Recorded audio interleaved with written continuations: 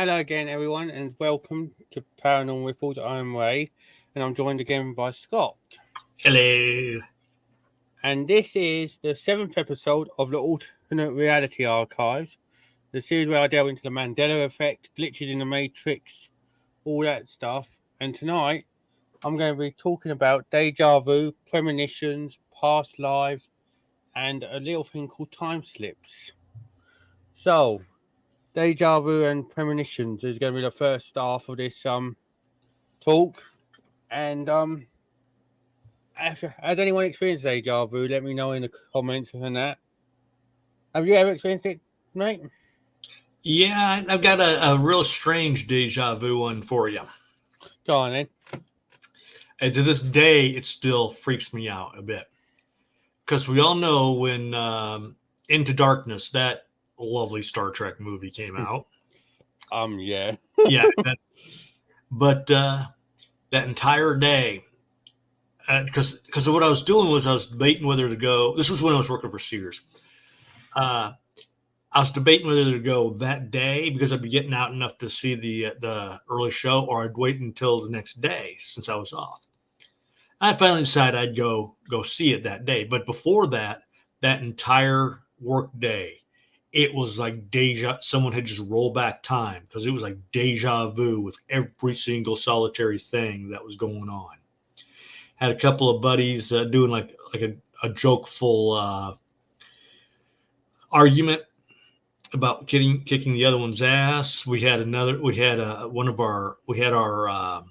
hardware manager come in commenting about how the patio is left unlocked and somebody needs to go relock it. I mean, I'm talking, if it can be the feeling of it happened again, it was going on.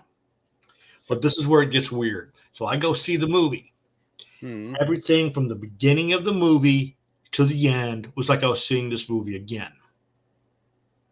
Remember, this is the first time I saw this movie. And it was a new release, basically. And it was a new release. And I know a lot of people are going to say, well, of course, a lot of the scenes were seemed familiar. You saw them either in trailers or or you watched one of the talk shows. I had gotten out of watching talk shows. I forget how long after that. And I probably saw maybe one or two trailers for that movie. But still, I mean, the amount of deja vu I was going through was just freaking amazing. And then when I left, I'd gone up to Hooters, and there was a gal that worked at, I can't remember if Twin Peaks had closed by then or not, but one of the bar gals was there at Hooters. And a little spilling of my drink happened, and that too felt like this is the second time this has happened, or third time it happened. It was just weirder than hell. So, but that's my deja vu. That's my deja vu moment, and I will never forget it. Because if you remember, everyone, that is crazy. Because you've ever seen the Matrix movies, and they think deja vu in their scenario is a black cat. Yeah. And if you see it, then there's obviously something that, for us, it's something like what Scott's experienced. Basically, that day to him felt like someone had scripted it like a movie himself. And someone just simply rolled back time, and I was experiencing it again. It was just weirder than hell. Of course, some people have experienced deja vu in other ways. There's been people that you could say have dreamt about things and then gone out and added their premonitions, they could say. But again, they call it deja vu in the moment because they don't know what else to talk about. Like my dad, he had one years ago. He dreamt about this church, like over here. He knew exactly which way to go, everything. And he went out on the drive like a couple weeks later when they were on holiday. Me and my mum. This was like before I was even born. And he knew exactly which ways to go and everything. He said, "This looks familiar. This looks familiar." And yeah, you've got to ask him today. And he goes, "I don't know where that church is now. I don't know for the life of me where it is or anything."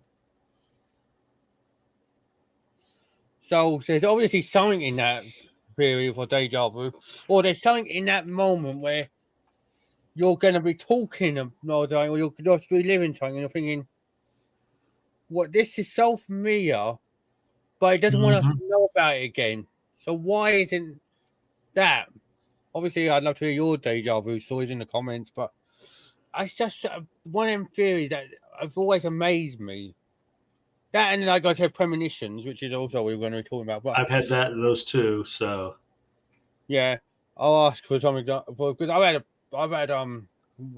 only had one premonition, and it's not come forward yet. But I don't know when it's coming, but they do say that it could take years for certain ones to come up. And but deja vu stories, like you just look on an internet and you can take it from some of them with a pinch of salt, yeah, obviously because it's the internet. But when you're looking at some of it, this is Reddit for you guys, if you and girls. Someone put this is a topic. What's been the craziest deja vu moment for you? When I was about 9, I broke a dish and was sent to my room. I went up and felt strange, like I was in an unfamiliar place. I don't know why. I got chilled and very cautiously nudged the door open to look inside. My room was all different. There was different furniture. I felt an icy stab in my chest when I noticed the silhouette of a man against my brightly lit window. I managed to let out a sorry before bolting down the stairs, screaming for my parents.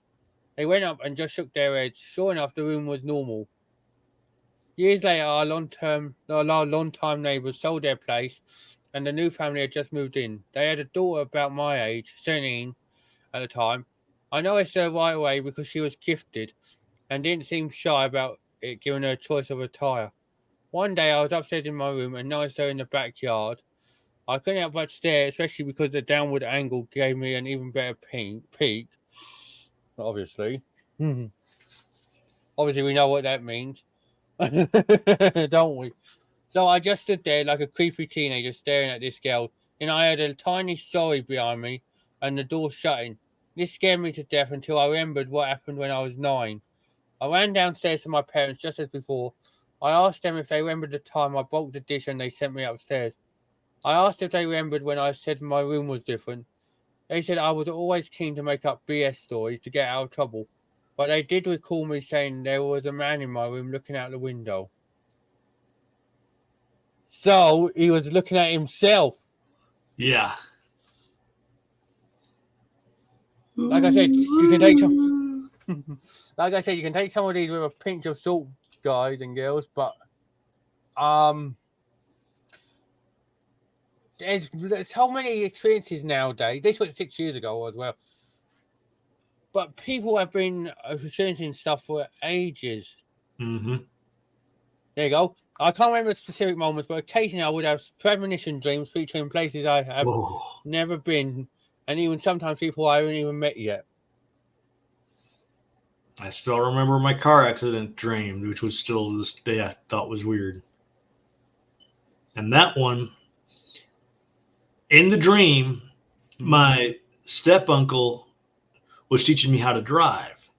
And we stopped off at this one school, one of the local schools, and he seemed to be taking a long time. So I decided to grab one of those, like one of those little remotes for a remote control car. Yeah. So I started fiddling around with it. In the dream, I was taking one of those hard left turns around the corner. Hear a crash. I go around the corner, and there's my stepbrother's Roadrunner. I couldn't see anybody inside the car. Only thing I could make out was shadows of the people inside. And then my step uncle said, "Okay, I guess it's going to be a long time before I teach you how to drive." Fast forward to when I was staying with Dad. I was about 21. To this day, I don't know why I turned left. All right, I could have easily gone straight and still reached my location as easy. I made a left, smacked into a Firebird that was 5 or 6 years younger than mine. And 2 of my witnesses were people who I knew when I went to school. They didn't recognize me, but I recognized them in the New York Minute. But it just seemed real weird that a lot of and this, of course, happened near a school. So it's like real weird. And of course, it was taking a left turn, not as sharp, but it's crazy, isn't it? yeah. Someone said it when I drifted through a turn on a snowy night, felt like I was in initial D. Whenever I'm with my friends, I get it hard with deja vu from having this exact same events and details happen in a previous stream. That's crazy.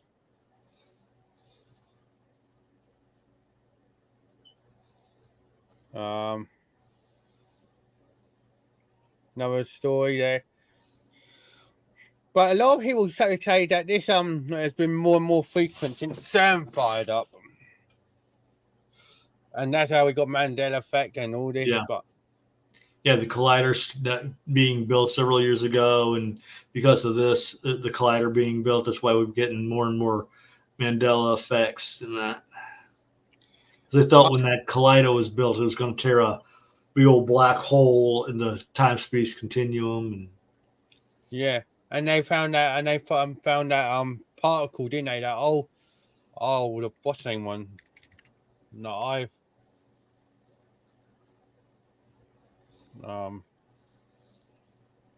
CERN.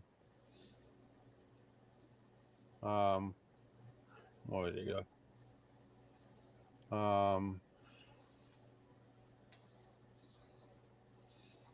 CERN particle.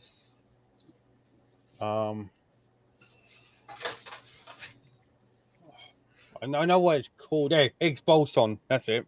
yeah, I knew it's something with it, H, but I couldn't remember it. But the God particle, they say that a lot of the events that have happened, guys, is down to this being found, you know. And every time something's happened is when they fire this up.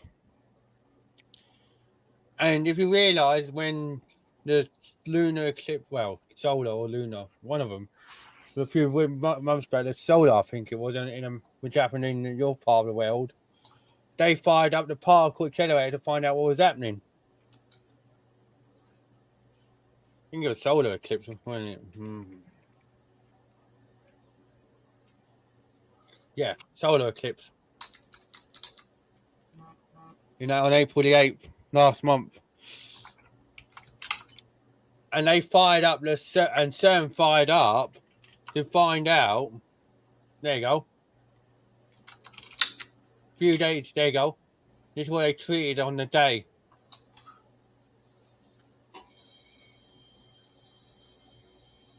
On April the 8th, a total solar eclipse will cross North America. The moon will pass between the sun and Earth, obviously. While we are at CERN, are not the experts, we share the excitement over this rare scientific phenomenon. And then they fired up the Hadron Collider as well. Find out what was going on.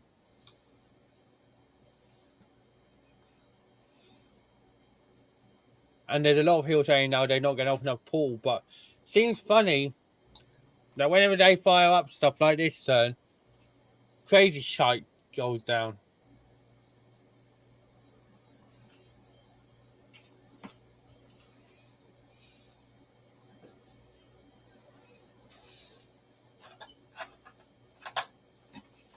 So yeah, let me know what you think of what your craziest experience of deja vu was.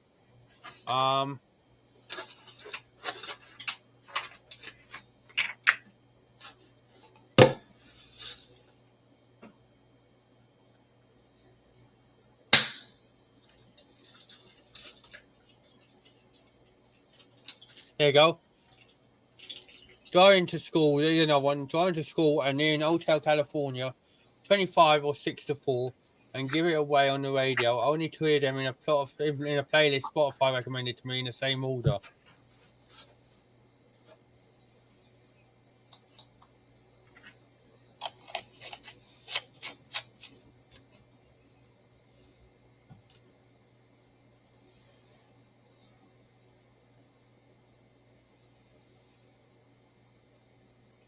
And then someone's put ITT, careful everybody, deja vu equals mini strokes. Get that checked out if it happens to you a lot. Dementia patients get a lot of deja vu.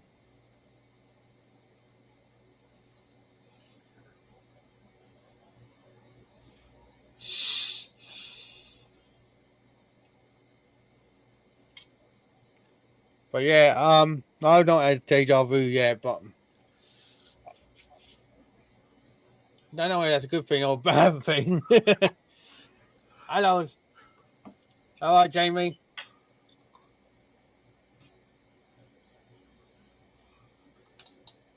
Just talking about deja vu, mate.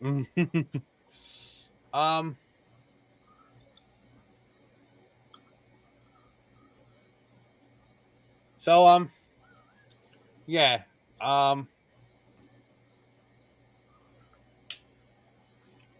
There you go. There's some more stories on here. Deja vu predicted a traffic collision.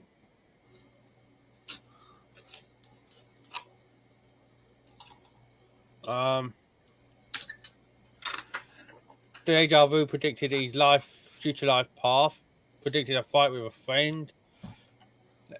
And like I was going to say, some of these could just be premonitions as well. Yeah. Thanks, mate. But yeah, so that's deja vu. Premonitions, though. I've had one, which like I said, I've had it, but I've not had it happen to me yet. But all I can picture it is that I'm in a castle and that, and all I can see is purple flowers all around me, like not lavender, but some row of purple flowers, and I can hear in the background like,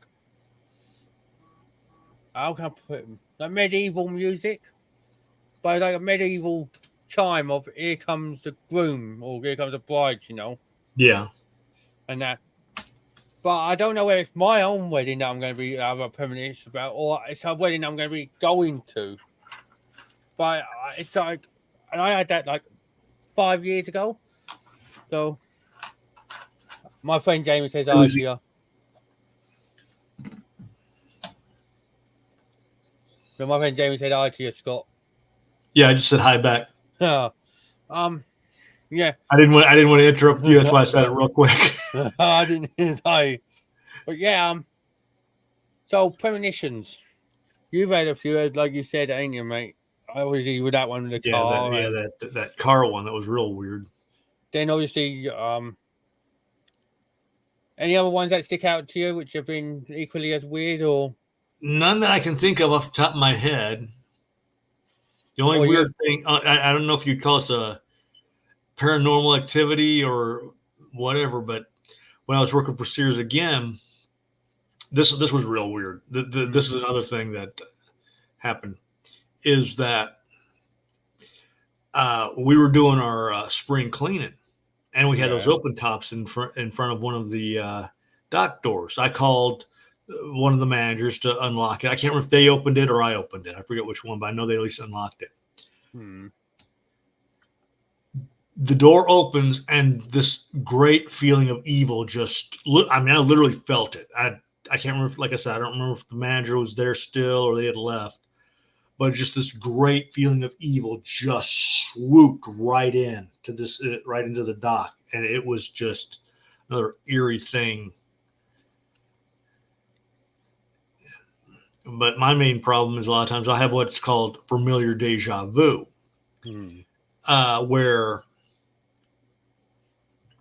where I can feel there's something off.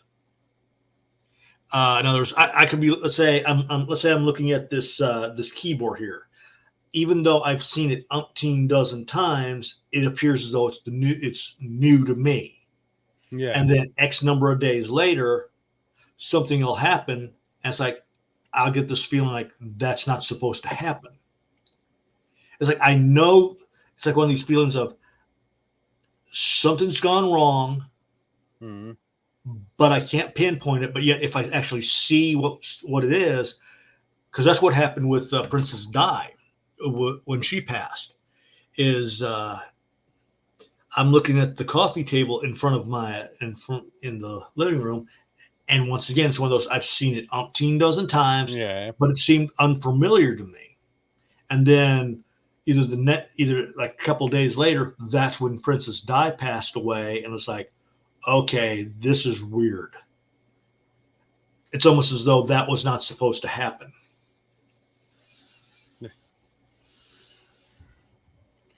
See what we mean, guys? It is crazy what happens. Like, I'm going to be talking about Princess Di on a conspiracy episode because there's a lot of conspiracies around that. Oh, I've got one too. Trust me, there's something that I can possibly point out during that as well. So, so yeah, I've got my one is about that white card that was supposed to be seen, and then all of a sudden it's not been seen again. That white Fiat. But obviously you're going to have to wait and find out for what we're going to be coming on that. mm-hmm. But this person has also talked to. She talked about she knew it was something was going to happen. So there's even a Reddit on premonitions.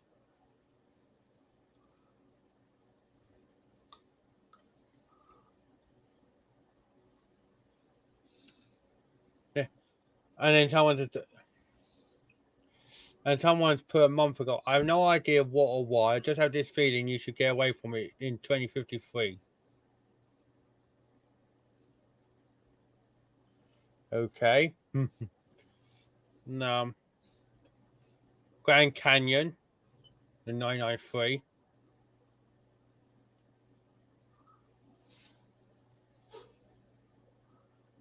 David Icke. Aquarius.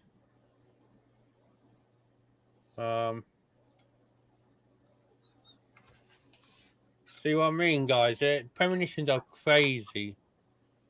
Warnings, look. Getting a deer. Most of these premonitions happen when you're dreaming. Yeah, because you're in that relaxed state, and the signals just seem to come through your REM sleep. Yeah, you're in such a relaxed state.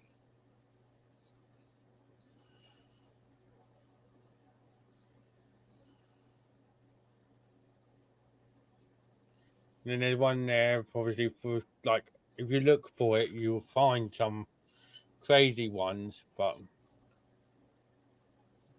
obviously BBC here, look.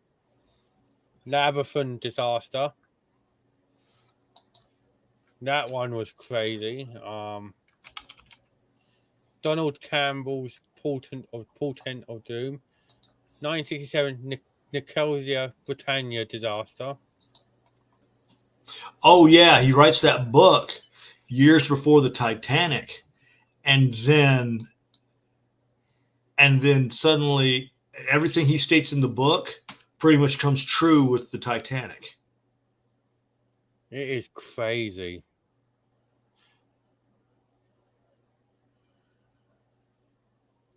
No, the Ever Green Rail crash and the assassination of Robert Kennedy.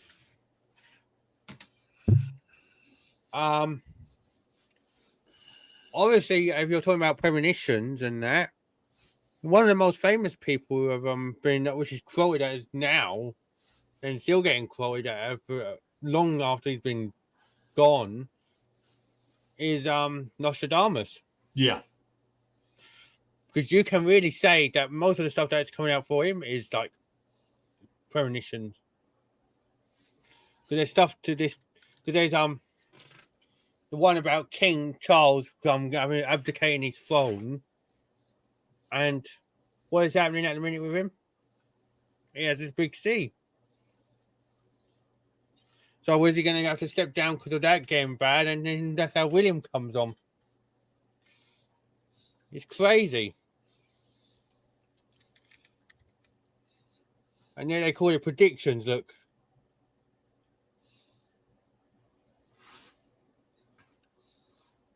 But I wouldn't call it predictions because some of them have been premonitions because some of it has actually What been he talked true. about is he was using things called quatrains to predict the future and all that.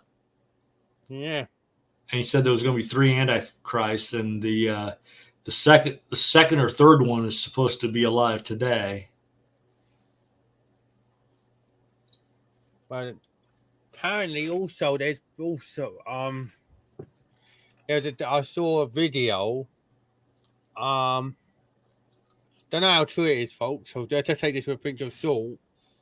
But someone come out and said that that King Charles painting that I was talking about in earlier on Abandoned Legacies, but I also done the episode for. If you look at that, they've said, and like I said, take it with a pinch of salt, that King Charles might not be Antichrist, like because some people think he is, but they think that he might know who is. Like I said, And the second or third one is supposed to be alive currently. So yeah, I have a feeling who I think it might be, and I think we're dealing with him at the minute. Sadly, I think he's a world leader. That's what I'm going to go with. He's a world leader. That's who I think the second one is. But the third one is going to be the one that basically ends it all. as long as we don't hear any trumpets between now and then, I think we're okay. Only trumpets we're hearing is them sky trumpets at the minute in certain parts of the world. That's another thing I talked about on another show, guys. But I'm going to go back to some of these and get Scott's view on them and hopefully Joe when he gets a chance, when he's not doing his gaming. Yeah. But these sky trumpets that are getting heard around the world, there's obviously something there because they're coming from up there somewhere. If you hear them, it's crazy though, these premonitions though. Look, there's apparently now a new prediction that going to go. According to the Daily Star, he said that 2024 was predicted to be worrisome about war conditions in hotspots across the world, particularly around May the 8th. He said that it was indicated that tension would further escalate between Korea, China, Taiwan, Middle East, and Ukraine, Russia.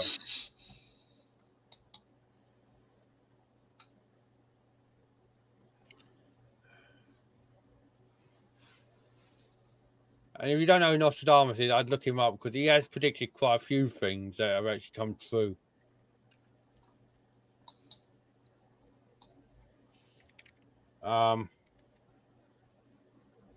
Here you go.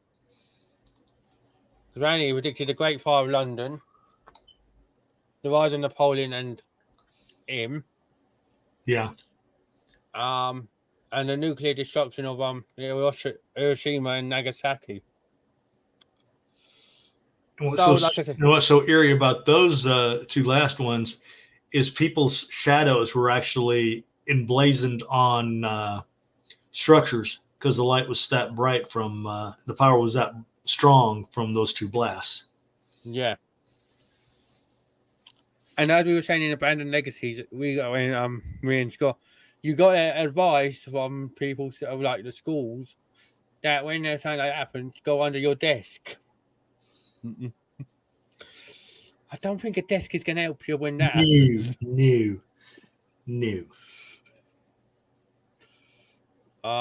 But yeah, he's 11. Here's a nasty. Yeah. Death of King Henry II. Oh, good Lord. I remember back in the day when, before the internet, but I had HBO, which I pretty much watched religiously. I lost count of how many times I watched the story about Nostradamus. Yeah. But it was an eerie one. It just seems like each time I saw it, they would add like 1 or 2 more things. And if you're wondering why people quote him, it's because he was usually spot on as some of these are. Look, Great Fire of London, French Revolution, Napoleon's Conquest, King Philip II of Spain, Louis Pasteur's discoveries,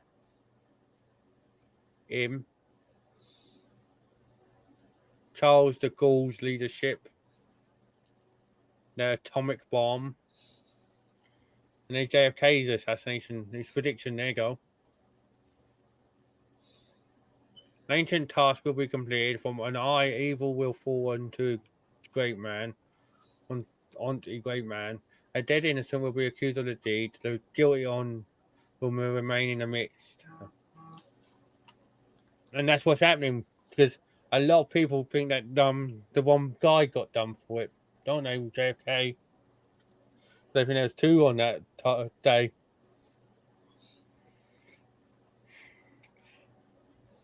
And I still think that the one guy got it. I think and I'm going to say it because but I think just CIA had something to do with it, or one of the secret services, because they did have means of how to get him shut up, basically. Yeah.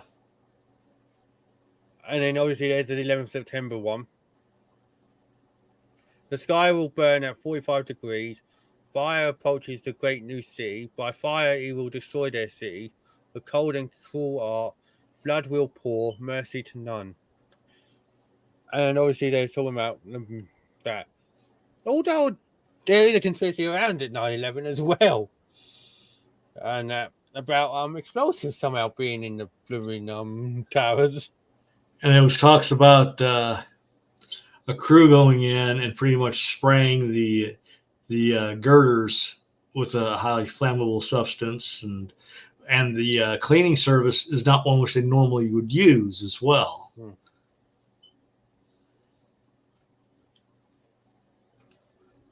Because they always had this one particular cleaning service, and for whatever reason, this other one showed up.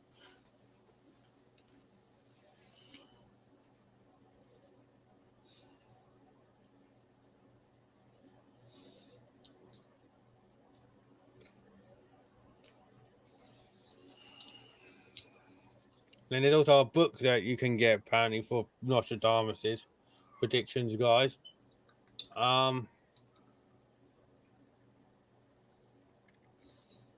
There you go.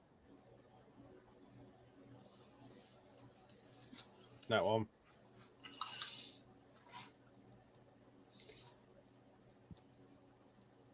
Don't know if any of them will be true, but a lot of people quote it. That one.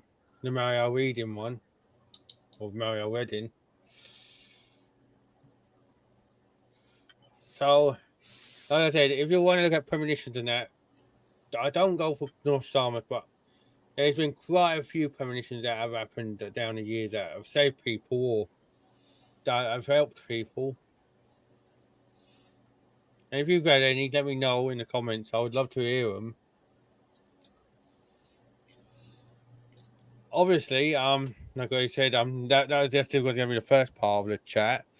So, like I said, that's the first part. Second part is to do with time slips. Obviously, time slips. I've talked about a couple in our previous episodes. I talked about Bold Street in Liverpool, which I'm going to have to talk about again in a minute. And I've also talked about a time slip that happened apparently on a battlefield.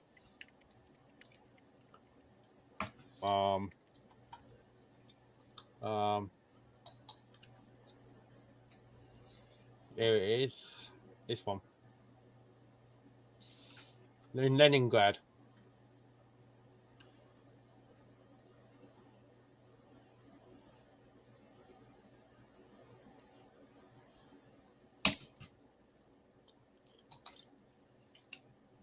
But there's one, like I said, about Bold Street. Here we go.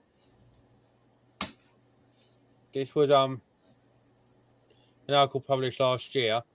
Woman's aura as time slip changes everything on English Street, and she suddenly in the 1940s. In the blink of an eye, people walking down the street appeared to be wearing 40s and 50s clothing. So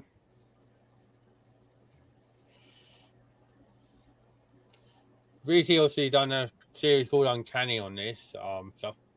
There you go. The road in question is Bold Street, and a famous example reportedly took place in 1996 when an off-duty police officer and a woman in her 20s were quickly aware of everyone on the street wearing clothes from the 40s and 50s. A bookshop also allegedly turned into an old clothing shop, while a van from the 50s came racing past the officer. There's Dr. Kieran O'Keefe. He was famous on Most Haunted and that, as being a parapsychologist.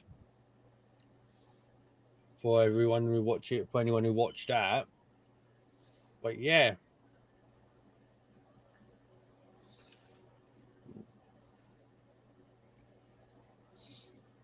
But I wouldn't know what to do if I died. I'd probably be like thinking, am I dreaming at first before if anything like that happened? It'd be cool to experience it, but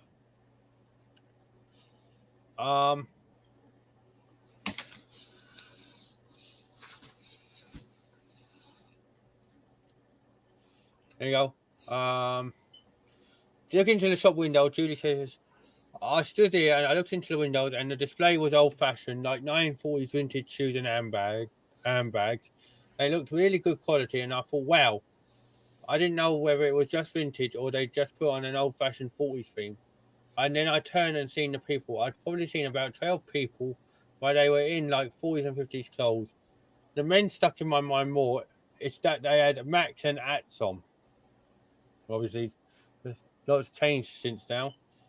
You don't get Max and hats on at men. You get caps and blooming ghetto shorts.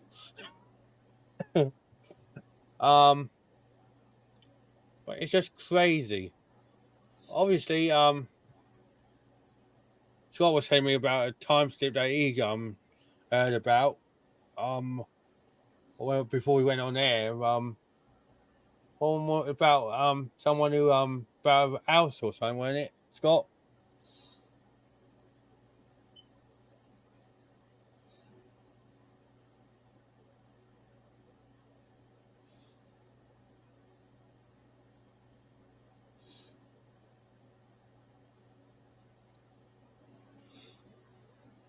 So yeah,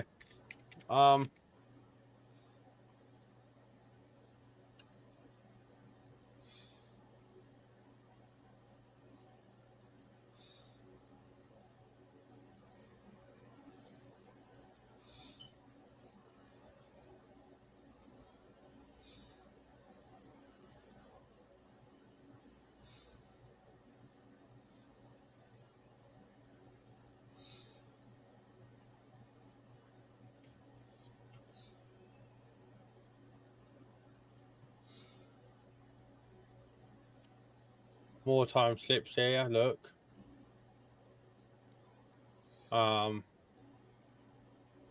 see, told you about Bold Street. Look, there's 1, 2, 3, 4 in Bold Street.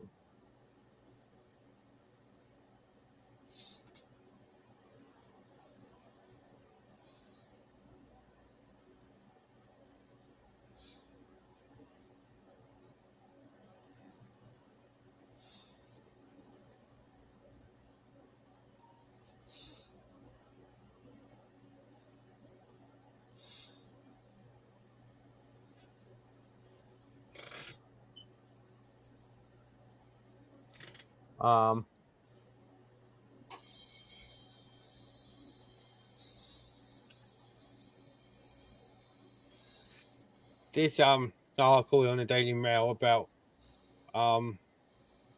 this part of this journalist and her partner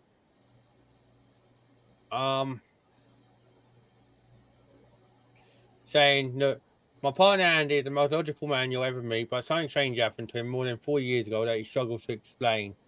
In 1977, when he was 5 and his sister was 7, they were staying with their great aunt in an old Norfolk house that dated back to the 1600s. They woke up very early and went to the living room, where they saw the fire lit and an old woman in a long dress and cap using a spinning wheel. She looked up but didn't say a thing. Thinking she would make their breakfast, the children walked into the kitchen, but it was just dark. When they went back to ask her, she had just vanished. The fireplace was cold, he says, and when we were told the adults later, they said the home help hadn't arrived yet. Despite his lack of belief in supernatural nonsense, the experience of feeling like the past and present collided has stayed with him. Now, he accepts he may have lived through a time slip. And then Mark Twain wrote A Connecticut Yankee in King Arthur's Court in 1889. Obviously.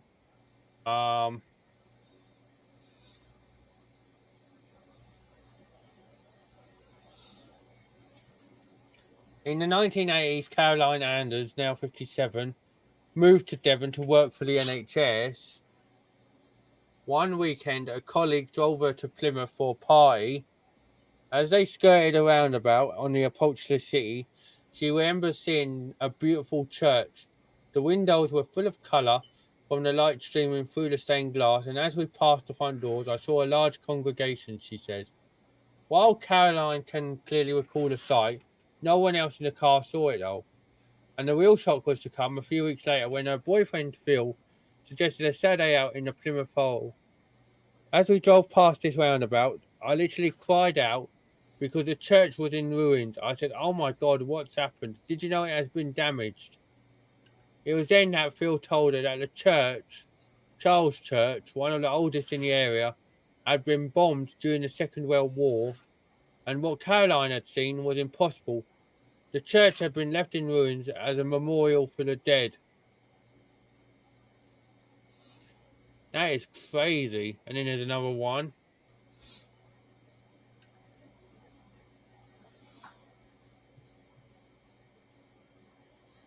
So do you believe the time slips are real? Yeah, they could be. Because there was one, I remember seeing a video about one about a few weeks ago. These 3 or 4 gals were traveling back to they came upon this one town, and it's nowhere on the map. One of the girls goes to enter one of the buildings just to see, and I think she's like from maybe the waist on up in, when her friend suddenly jerks her back. Well, for the next several months, she was not only in a coma, but one side of her face was paralyzed. So that was, What would you do? I'm not really rude if you experienced something like that. If I found myself in a time slip, yeah, I'd probably see if I could stay. I'd probably just question it. I'd probably go up and ask and see if you can ask people questions. Because a lot of people say, no, I would too, but I'd see if I could try to stay in it. Yeah. There's this time slip map that the link has the ability to edit the map. Apparently, this is where people have had time slips.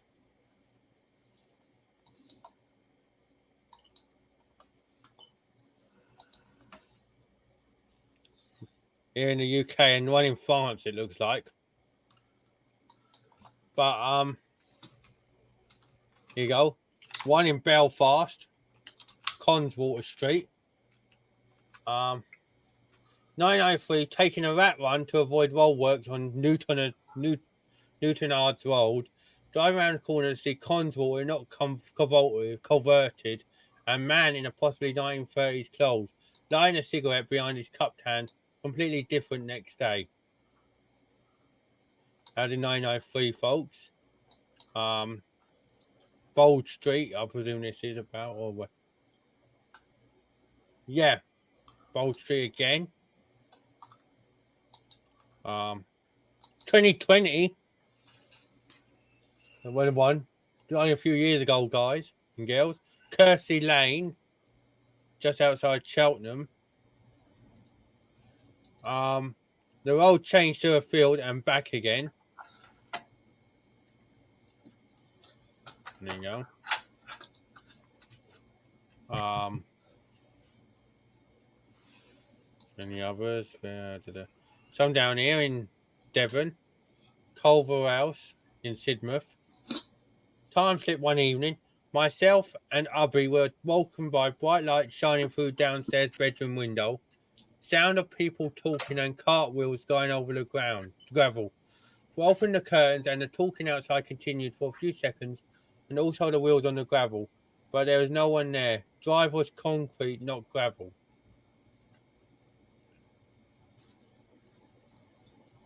I think that was That's one of the ones I crazy. saw on that station. There was that one there too. Yeah. Then one in 997. There, guys. One near where I used to live. In 2015, this was in Chatham. Got to the top of a hill and the scenery had changed. Lots of navy blue tents. 976 Mucklin, Kelvedon, Kersey, Saffron Walden. Bold layout change, including bakery, which did not exist at the time.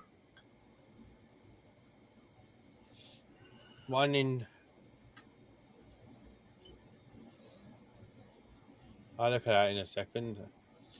Because there's one also in where I am, guys and girls. Chesterfield in 1969. A time slip. But yeah. So, where's that Ruffin one? Here you go, the Ruffin Mirage.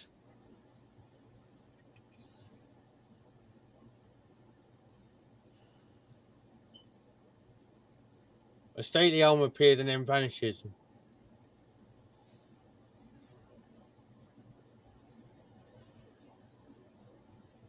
So time slips seem to be occurring more and more, like I'm saying. With CERN opening up, it just seems kind of, a possibility that anything can happen.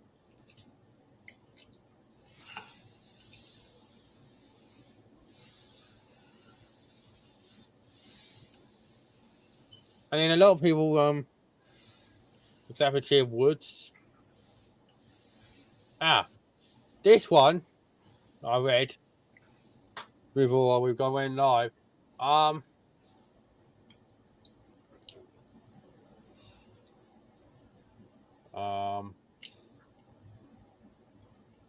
And this is a crazy one.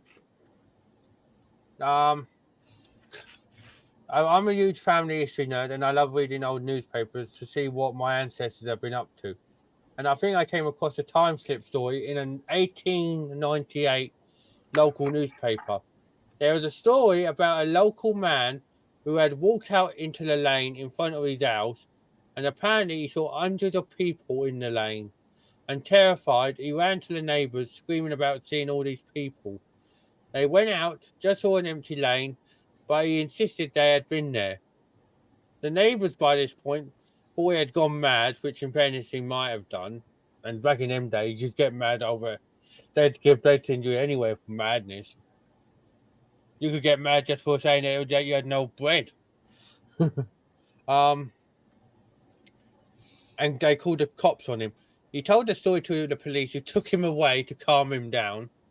I don't mean they took him to calm him down, but okay. And then there isn't any follow-up story. But then 100 years later, that lane is now a main road and one of the most walked routes into town, with an Aldi and a massive Sainsbury's on it. So did he glimpse into the future? Inquiring minds. Inquiring indeed. And that's from 1898. Before CERN. Yeah, I know I'm saying CERN's done a lot, but that's before CERN even existed. Yep.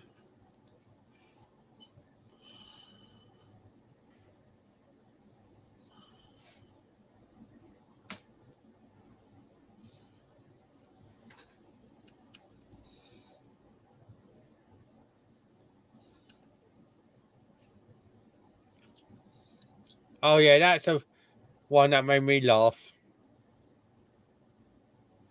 There's an article from the Liverpool Echo about Bold Street in 2007, where a security guard was chasing after a thief, and they turned down an alley, and the security guard followed him and watched him vanish.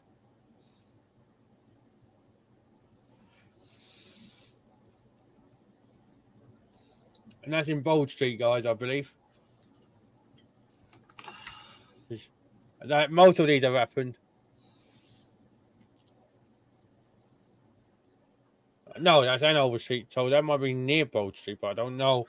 It is an incredible time slip. 2006, a 19-year-old named Sean, a D user and petty criminal known to the police, was shoplifting in Liverpool city centre. Obviously. And then he dashed down a dead-end street known as Brooks Alley, began to feel a sensation of tightness in his chest. Soon, Sean expected the guard to come running around the corner, but he never did. And he soon realised something strange had taken place. He strolled out into a Hanover Street that seemed eerily different. 1967, apparently, he went back to. He suffered an anxiety attack and ran back to Brooks Alley. He wanted to return to his own time, to the few friends he did have in 2006.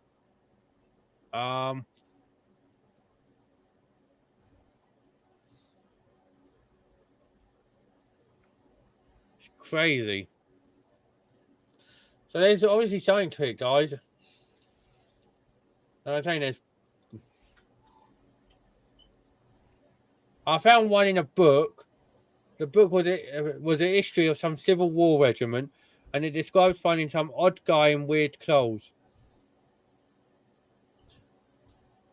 History of the 72nd Indiana Volunteer Infantry. Apparently, time slip in that book, Scott.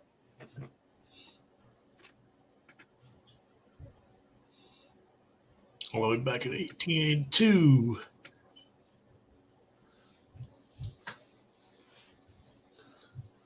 And I'm only respectful to you guys. You could say, yeah, they would have had, but I don't think they would have known what sci-fi was back in that year. So there's obviously some kind of element to stuff.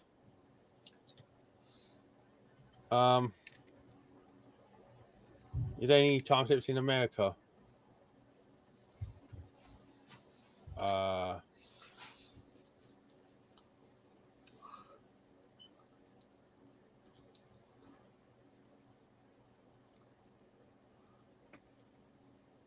Well, a long one, but one in New York.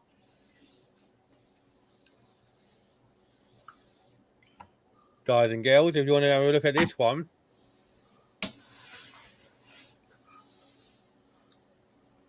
From Sebastian.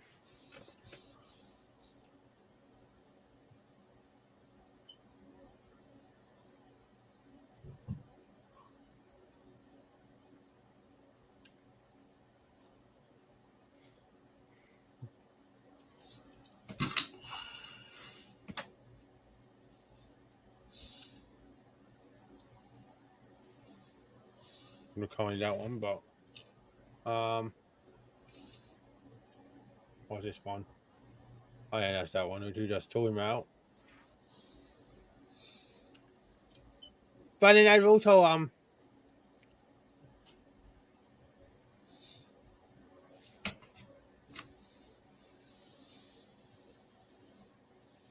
something about Kent there.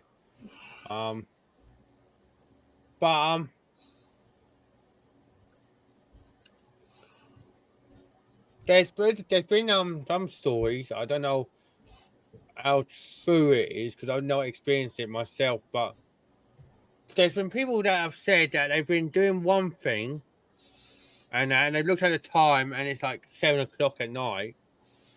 I only looked down for like 5 minutes, and when they've gone to look up and or look at the time again, it's like 10, like 10:30, 11 o'clock at night, and they're like, but I've only just looked down at the clock and it said 7 o'clock.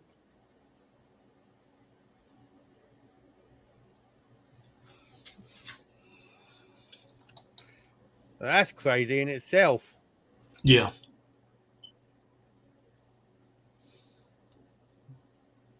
Like,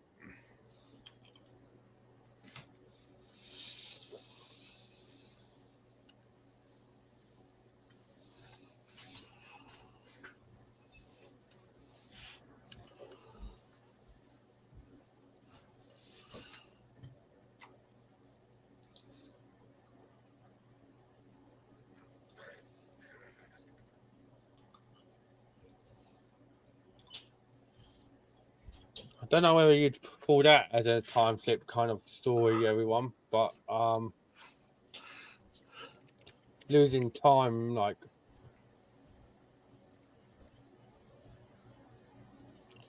well, I'll show you what I mean in case you, because then I know. To me, time slippage is when pretty much the area around you changes time, and if you're just simply losing time, no, to me that's not time slippage. No, that ain't a time slip, because I can. In other words, that's you step outside, and even though you step outside, let's say 1986, but yet your surroundings are showing 50 to 100 years earlier. That's a time slip. Yeah, I believe that's a time slip as well.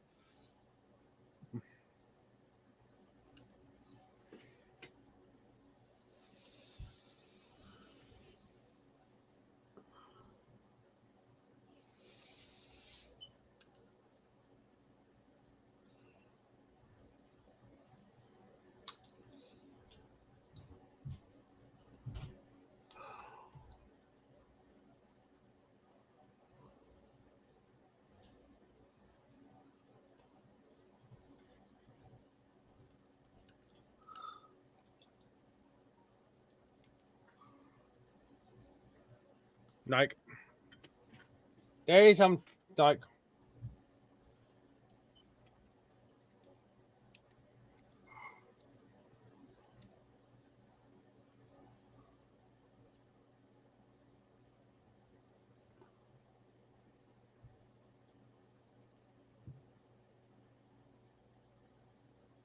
there's that one. That's the one that we were just reading about, Julie, yeah. Yeah. She seems like the most, like, famous one. There's time. Yeah, we know about that, the one in Bold Street, because I've been to one in Great Yarmouth. There you go.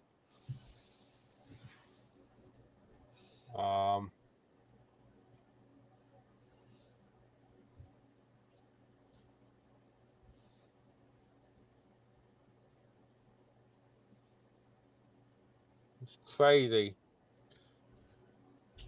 Like, literally, I'm not being rude. Like I said, if I went there, I would try and get a picture, but even though I don't know whether it'd work, if I'd have, if you go back in time, would you have your phone still?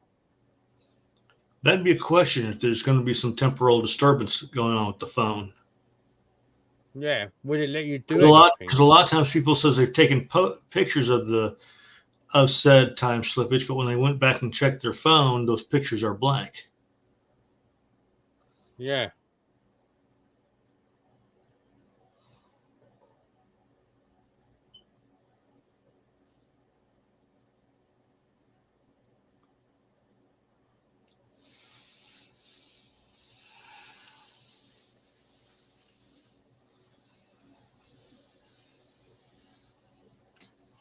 There you go. Rodney Davis. This is interesting. A paranormal researcher claims that thousands of people could be lost in the past after failing through cracks in time. Rodney Davis says that a phenomenon known as time slips, where people are convinced that they've travelled in time, are too real, and it's possible some people have slipped into the past and ended up stuck. Thousands of people have gone missing every year. Britain's time hopping hotspots are Devon, Cornwall, and Kent, but Bold Street in Liverpool is most famous, and some believe the subway in Liverpool that runs under the area has created a rip in time because it travels in concentric circles. If you don't know what concentric circles is, everyone, I'll just show you. There you go. 2 or more circles with a common centre. It's like a bullseye. Like, target.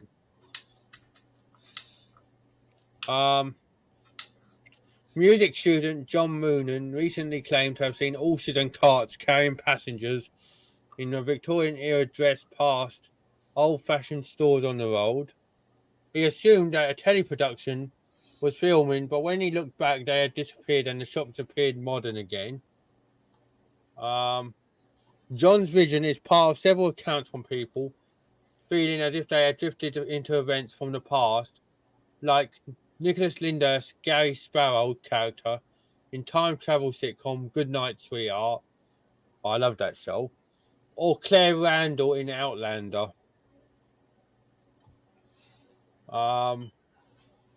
Relationship counselor Rhiannon Kivitz, 46, claims that she saw a knight in armour stroll past her at Compton Castle in Devon. And Alan Pollock reported a room suddenly changing and a tall woman in white pacing at Leeds Castle in Kent. In fact, I actually visited Leeds Castle. No, I lived down there. That's a pretty cool castle. She later discovered that Queen Joan of Navarre had been accused of witchcraft and imprisoned there in the 15th century.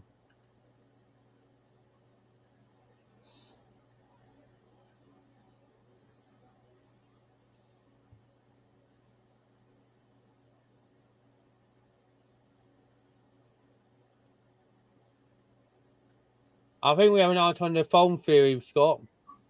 Apparently, critics question why no old photos have surfaced of time travelers carrying modern devices such as iPhone.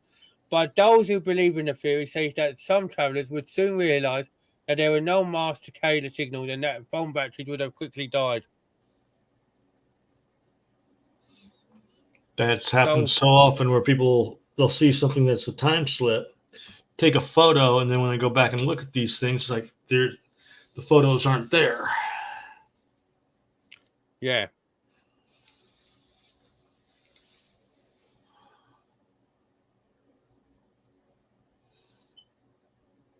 These portals may be due to geological factors. A book called Threads of Time features loads of cases in the UK. For an example, one in the East End of London, a girl is playing on a bomb site after World War II, and she slips back into the 1820s.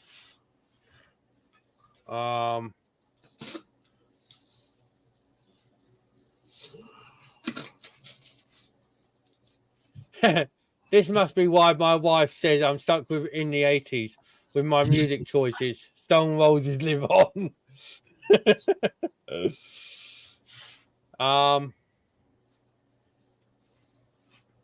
Yet more proof that the taking of psilocybin is not always for beneficial use.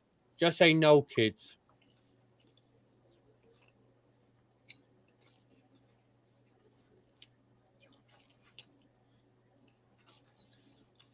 Like,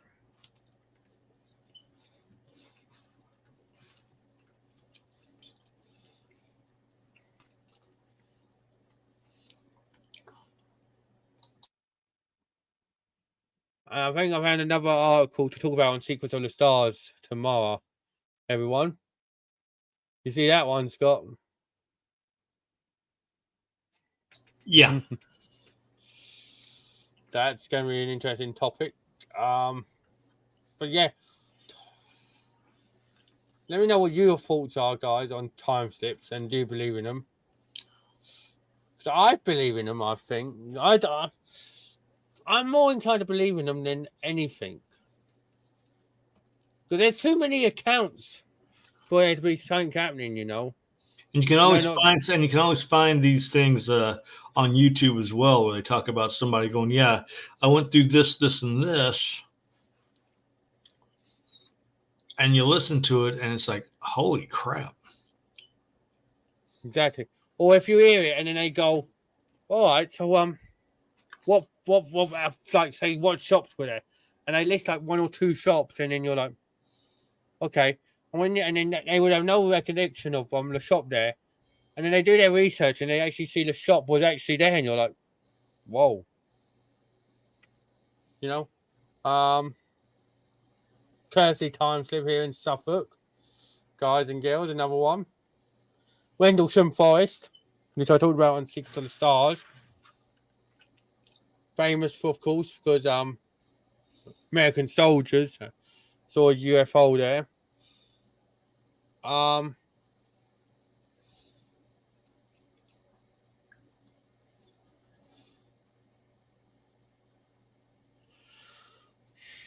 There you go. Here's a courtesy time slip one. This mystery was recorded in a book called Adventures in Time, Encounters with the Past by Andrew Mackenzie. It tells of 3 cadets from HMS Ganges at Chotley experiencing something very odd in Kersey in 1957. According to the book, the 3 15-year-old boys witnessed a village near Adley as it was several hundred years in the past.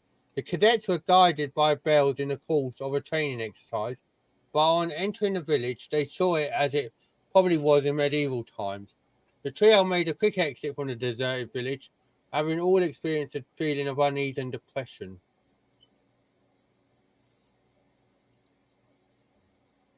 And the thing is with these guys, and this sticks with you. If you've experienced one of these events, they stick with you.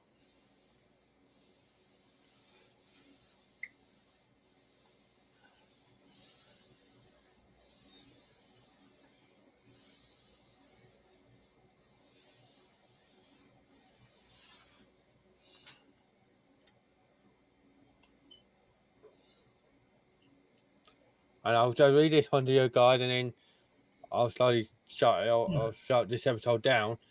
But 6 interdimensional time pools in London, Woolwich Foot Tunnel, opened in 1912, and for almost a century, it provided a perfectly trustworthy route, if a little daunting at night, from one side of the Thames to the other. At some point around the millennium, though, the tunnel developed a tendency towards temporal instability. Time slips and related anomalies, though infrequent, can be extreme. The Romans built Londinium. They made sure it had everything a city should have: temples, baths, and an amphitheatre, and the gateway to other worlds known as the aquarium. The exact site of the aquarium is unknown, but some claim we should look no further than the Roman bath that can be seen down an alleyway off the Strand. If this is indeed the lost portal, we can confirm it is no longer functional. Right.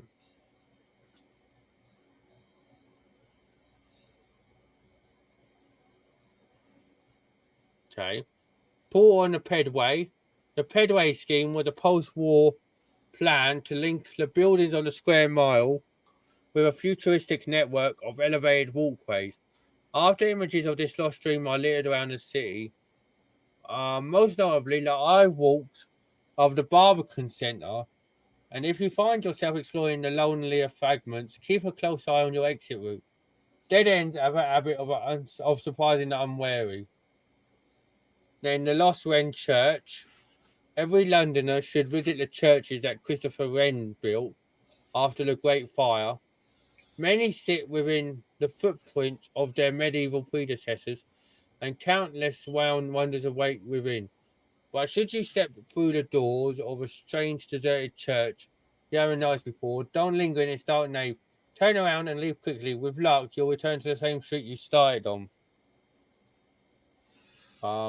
Then a ghost. And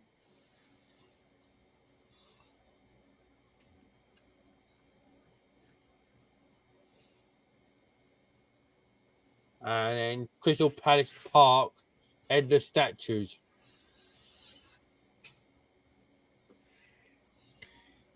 And whatever you do, don't blink.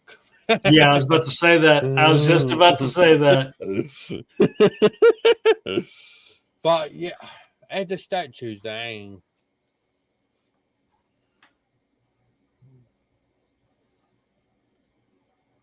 It is crazy though, is it? There's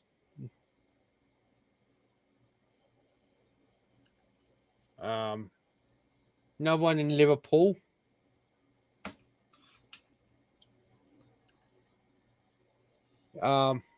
Which was on Uncanny. like if you've seen Uncanny, let me know what you think of it because I've not seen it. No.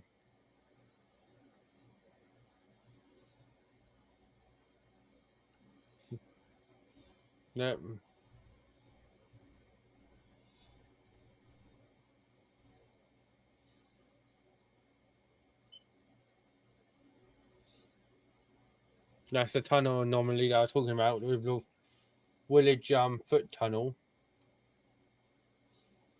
which is supposed to have a time slip.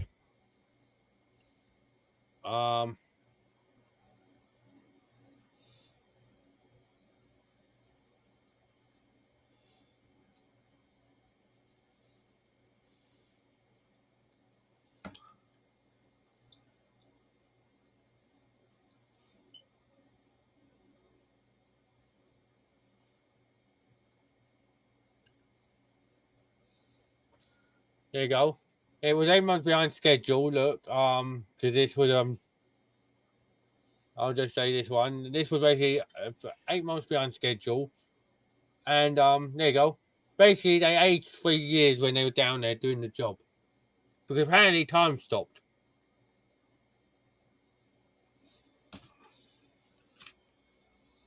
Don't know how it stopped, but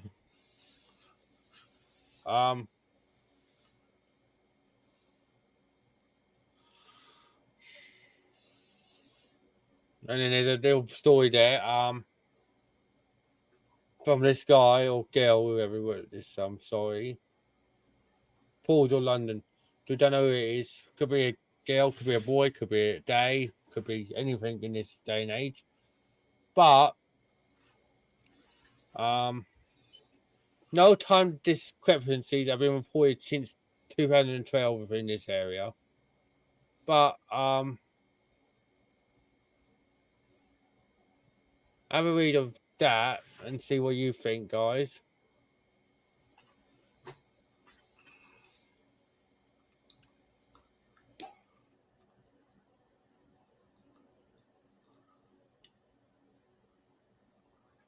The Smithsonian magazine picked up on that Kersey one, it looks like.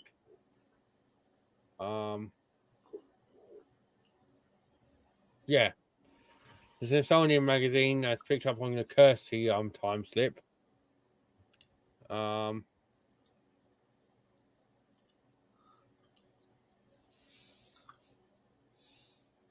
then you get other things now.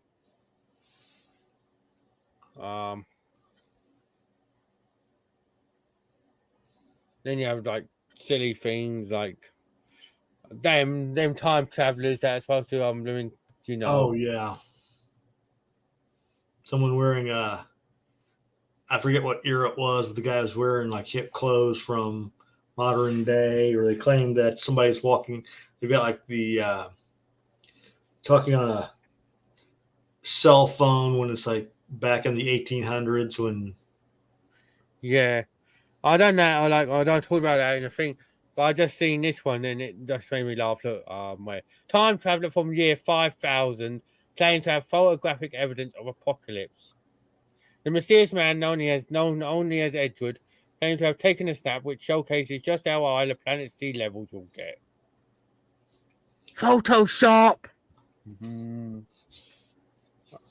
I could easily do that. I could just go from YouTube for about 3 years, come back and learn my face and talk in a deep voice and be like, I'm from the year 10,000 BC. Yeah. These people who say they're from a different time period and all this, then yeah, I don't buy the. Did you know that in the year 2025 that it's going to be a new year? No. I'm not even. You can make any kind of prediction, and no.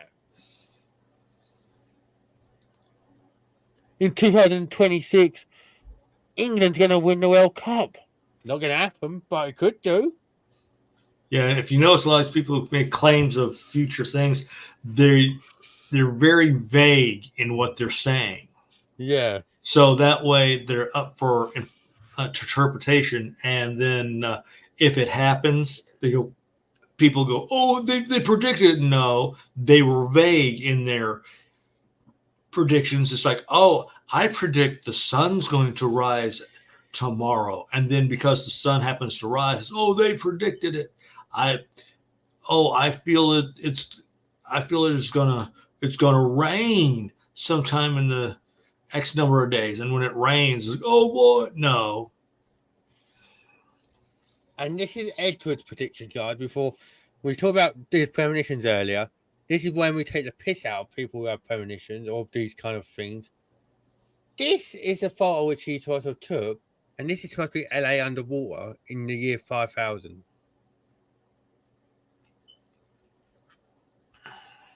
Notice how the photo isn't top quality. You'd think by the year 5000, the quality would be a lot better on pictures. Yeah.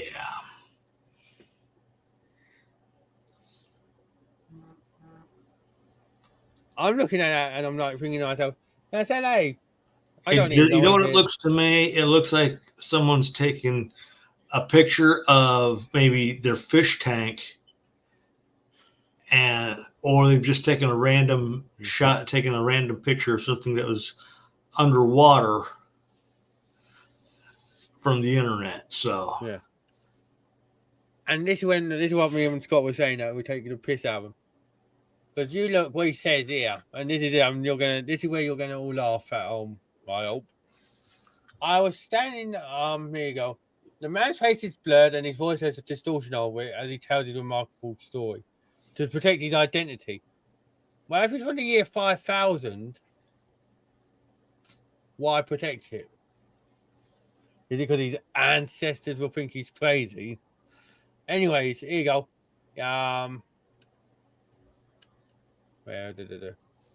Agent says that he has been working in LA at a laboratory when he was handed the opportunity to go into the future and snap some photographs. And that he was a member of a top secret time traveling experiment in 2004 and was transported 3,000 years into the future.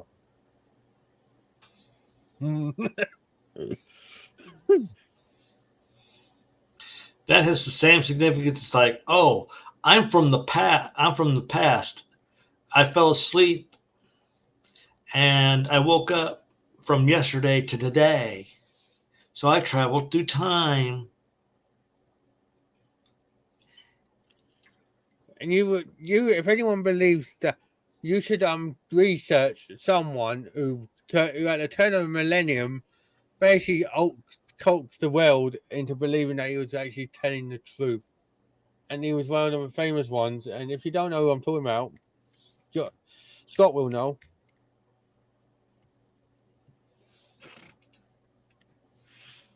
John Titor. Yeah, I've heard of him. This guy.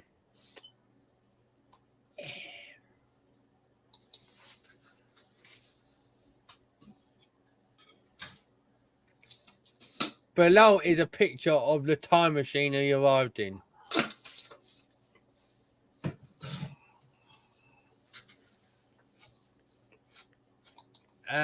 That's supposed to be what he arrived in. Where's? I'm not being careful, guys. They're not big enough to house a person.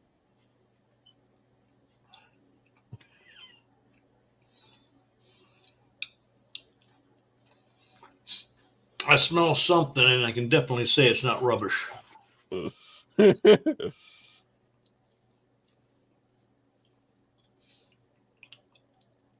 And there you go. And then this is what they're saying now. Look, a 2009 investigation concluded that Titor was likely the creation of Larry Arber, a Florida entertainment lawyer, along with his brother Maury, a computer scientist.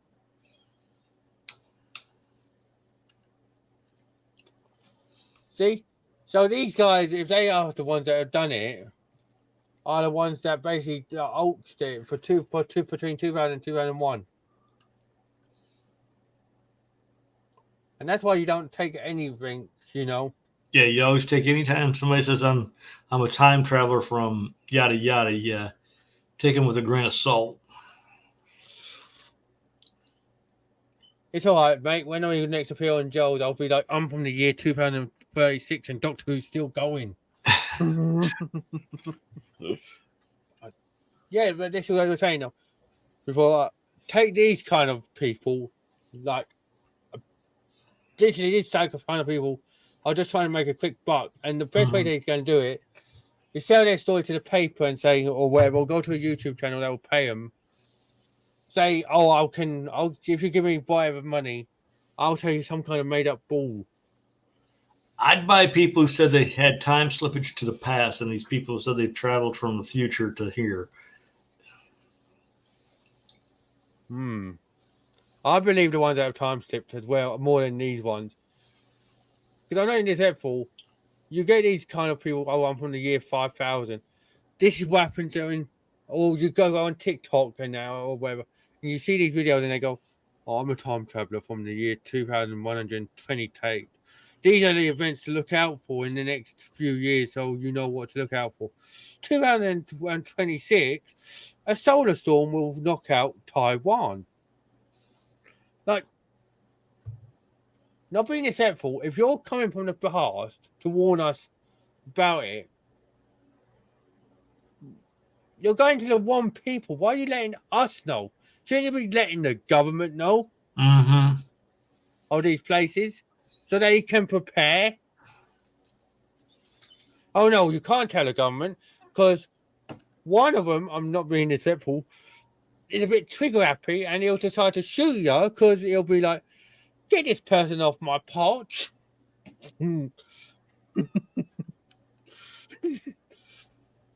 He's a bit cray-cray. Big time.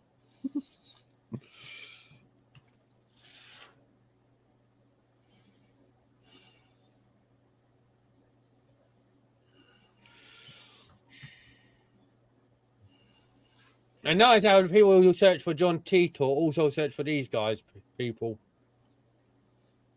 And most of it's anime characters. With the exception of him.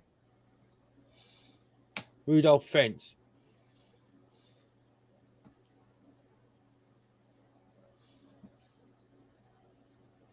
So that doesn't tell you what these people are looking for. And look, was John Titor actually real? No. Teats on a cow are real. John Titor wasn't.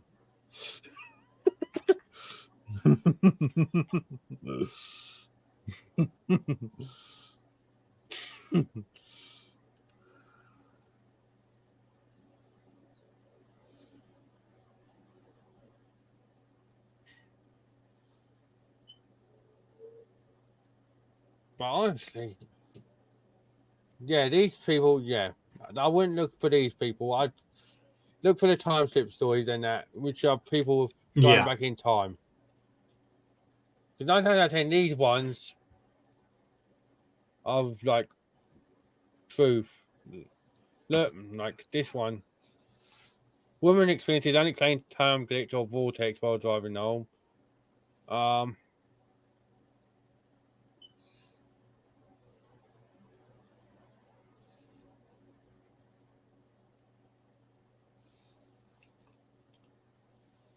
Then a time slip, look, an old stone public house.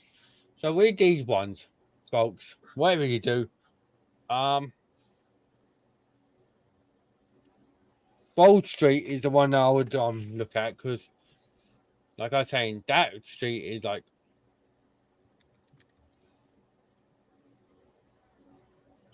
famous one. Look.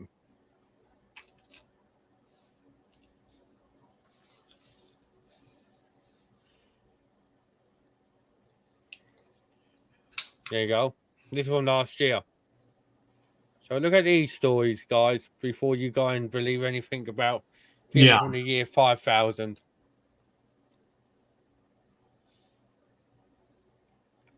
No, I don't want to join the newsletter. But yeah, look at these ones. Also, like I said, let me know in the comments about your premonitions, any deja vu you've experienced. what your thoughts on time slips are. But that's the time slip thing. And this one, I'm just gonna talk briefly about past lives.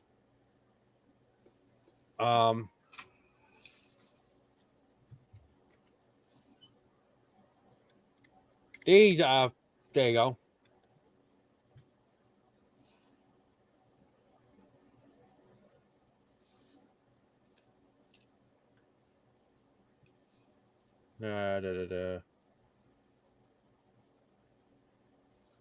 This is a story in the New York Times about the sister remembers her past life, and somehow I believe her.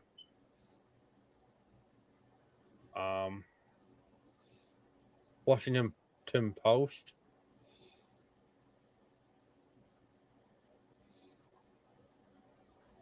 There's one, but yeah, there's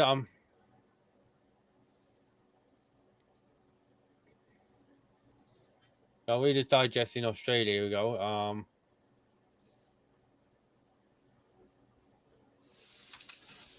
Here you go. Among the UVA case studies is the story of a boy named Ryan from Oklahoma. A few years ago, the 4-year-old woke up screaming at 2 in the morning. Over the preceding months, he'd been pleading with his bewildered mother, Cindy, to take him to the house where he'd lived before. In tears, he'd beg her to return him to the glittering life in Hollywood, complete with a big house, a pool, and fast cars. Now, so fabulous, I can't live in these conditions. My last home was much better. When Sydney went into her son's room that night, Ryan kept repeating the same words, "Mummy, I'm so homesick," as she tried to comfort him and rock him to sleep. He was like a little old man who couldn't remember all the details of his life. He was frustrated and sad. The next morning, she went to the library, borrowed a pile of books about old Hollywood, and brought them home. With Ryan in her lap, Cindy went through the volumes and was hoping that pictures might soothe him. Instead, he became more and more excited as they looked at one particular book. When they came to a still of a scene from a 1932 movie called Night After Night, he stopped her. "Mama, that guy's me. That guy's me. The old me." I was shocked, Cindy admits. "I never thought that we'd find the person he thought he was." But he was equally relieved. Ryan had talked about his other life and been so unhappy, and now we have something to go on. Although neither Cindy nor her husband believed in reincarnation, she went back to the library the next day and checked out a book about children who possessed memories of their past lives. At the end of it was a note from the author, Professor Jim Tucker, saying that he wanted to hear from parents of kids with similar stories. That's crazy, isn't it?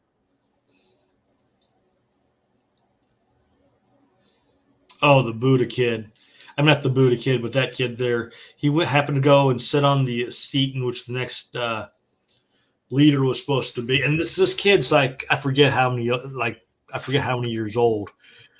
And they say, "Oh, he's the reincarnation of such and such." When in reality, he's just a normal everyday kid who just happened to sit down on a chair, like any ordinary child would do. Yeah. But they're claiming he's the reincarnation of this one person because he just happened to sit on this chair. Give me a break.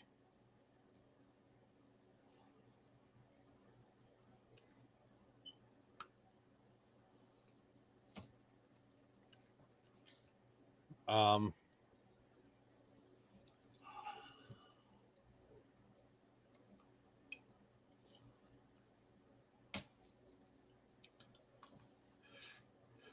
there's been a lot of I was talking about one, and I think there was a child who remembered being like 9/11 that he like dining out. Like, it's crazy.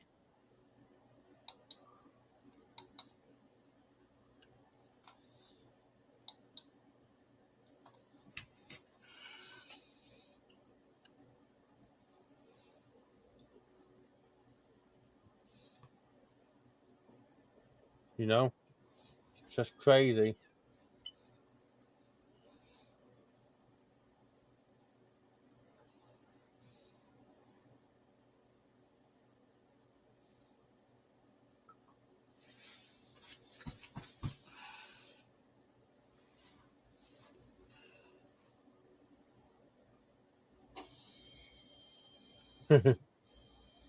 um, Sorry about that, folks. But yeah, anything on this one? Um,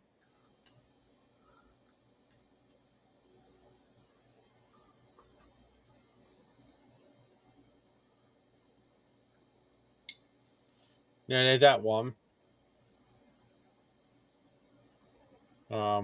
Which I can't get out what it got it on there. But that one about Louisiana 2000 about James Leininger or Leninger waking up screaming and saying that there's an airplane crash on fire. Little man can't get out, and he was a World War II pilot. He was shot down by Japanese forces.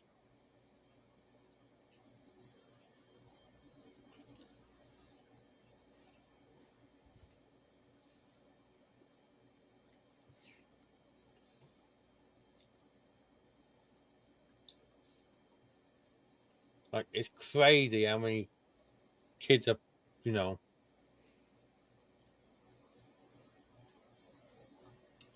Yeah, there's even a Reddit about it. Look,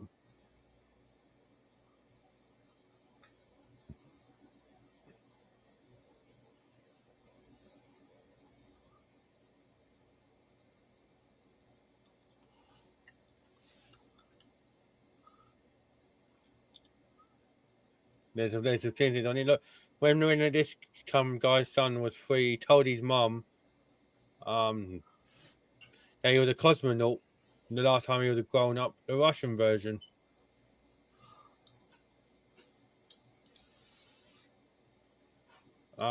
When my daughter was 3 and starting to talk clearer and talking to someone and concerned, I walked into the bedroom and no one was there. Initially, I thought it was her playing with her toys. Days later, the same scenario, but this time I asked who she was talking to, and she replied, "Your grandma." I thought she meant my mum, who had recently passed, so I showed a pic of her and asked, "Is this her?" "No, your grandma," was the reply. I found a picture of my grandma, and she, with a big smile, said, "Yes, her." I was shocked since I don't have pictures of my grandma displayed, and she died in 1991, and my daughter was born in 2015.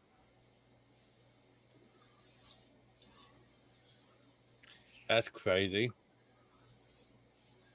My youngest would tell about how warm and cozy she was in my belly, how cold and scary it was to be born, and now the hardest part was that she used to know everything, but now she doesn't know anything. That's not really a thing, I Yeah. don't think. Um,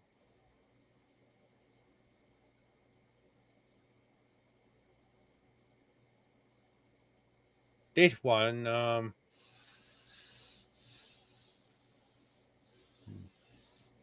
was watching an old video of a jazz drummer playing a solo. No idea who it was, but it was really good. My daughter, probably age 3, was looking over my shoulder for a minute before she said, "I used to play the drums like that when I was a man." Now that wouldn't be so bad, but we know how people act like today. So Yeah. Um,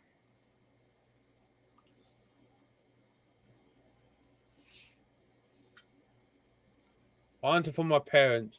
When I was 4, my parents and I went to my aunt's farm. The wind started picking up, and I looked back at my parents and said, "Got to tie a bell down in the wind." That's how David died. To this day, no one knows who David is. ooh. um, my little brother said when he was 3 or 4, when I was a grown up, I went to war and I never came back.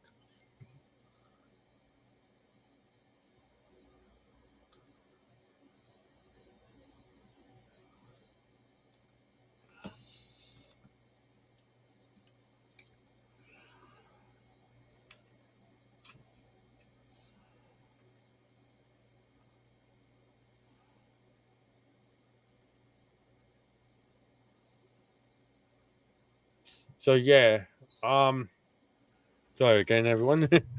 But yeah, my daughter asked me, remember my fancy hat? And when I said no, she said, yeah, before I was dead, I used to work in a bank. I saved my money and bought a hat in a round box. I was on the bus and a man almost sat on it. Then the bus crashed and I died. She was about three and totally casual about it. Editing for clarity, my daughter definitely knew about hat boxes. She was very into musicals. One of them was Easter Parade, a movie where fancy acts were a very big deal.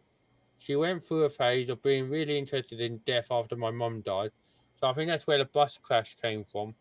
At the time, we were talking a lot about death and dying and the idea that accidents can kill a person and how scary that is. I personally think kids say weird stuff because they aren't yet fully wired mentally. I reportedly used to talk to a teddy bear that lived in a cabinet at about the same age and would sit there happily chatting at an open door for ages.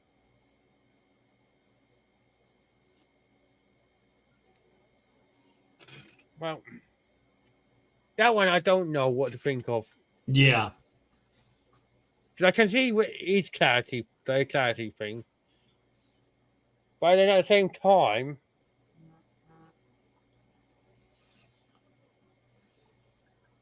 kind of crazy. Um, my middle son used to talk about having a different mum before me. He would say she was blonde and looked nice, but wasn't nice. He would bring it up randomly, and only ever got a bit emotional when he would tell me that when he was with her, he never got to grow up. He said he chose me to be his mum this time because I would let him grow up and get old. When he when he would say the last part, it was as if he was really looking for reassurance. He'd ask me like, "Right, mum, I can grow up this time." Really fucked me up sometimes. That's crazy. My nephew around 2 or 3 would talk about his other mum, and then look confused when you asked him to elaborate. She's not here now. Might have been Daddy's girlfriend. Oh dear God. Um, my 5-year-old daughter said to me, "I was in your belly twice, Mama. The first time I died before I came out, but I came back. I did lose my first pregnancy 8 months before getting pregnant again. She was never told. I don't know what it was, but that's what happened."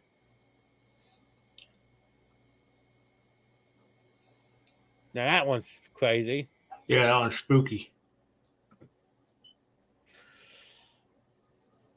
My son said once, "Mummy, when I was big and you were little, I remember when we danced in the kitchen. The only person I ever danced in the kitchen with as a child was my grandfather." God damn.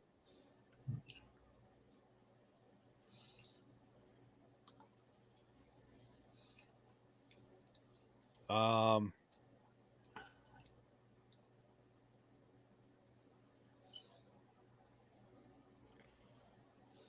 I'll take a couple more and then. When my son was 4, we had driven past the cemetery. He asked me if I remembered when he died and was buried. I said no and asked him what he meant by saying that. He said he had died, was buried in a cemetery, and that's when he started growing in my belly. The hairs on the back of my neck stood up when he said this. He doesn't remember saying it though.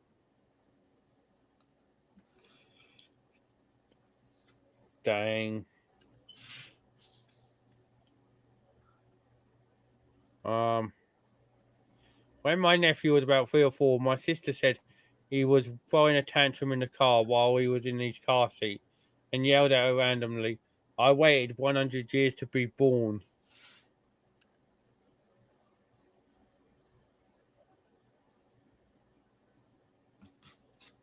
And let's see. Um, didn't believe in ghosts and shit until this day, but it's fair to say that now I have a slightly more open mind. Our 2 to 3 year old daughter was playing on her own, but like she was playing hide and seek with an imaginary friend. I asked, "Are you playing hide and seek?" She said, "Yes." "Who are you playing with?" "Uncle Andrew." My wife's brother Andrew was 7 when he drowned when my wife was 5. didn't like to talk about it, so I'd never remember. So he never mentioned it. Dang.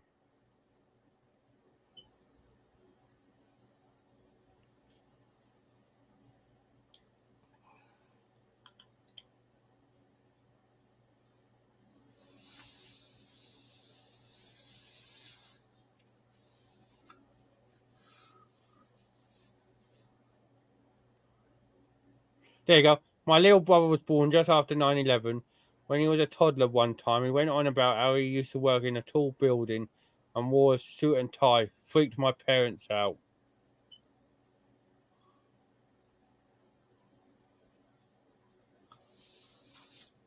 That's crazy, isn't it? Very much so. This makes me think that neither of us go to the afterlife. We just get reincarnated somewhere else in the world at a different era. Hmm. And then last one. According to my dad, when I was around 5, I was staring out the window during every thunderstorm. When he asked me what I was doing, I answered, "When did the bombs drop? Are they gone yet?" I grew up in Germany, and my dad's dad used to alert the city for incoming air raids. My grandpa died 3 days before I was born, and at 5, I had no idea about the war or my grandpa. Really freaked him out at the time. A couple moments later, I forgot what I said when he asked me more questions.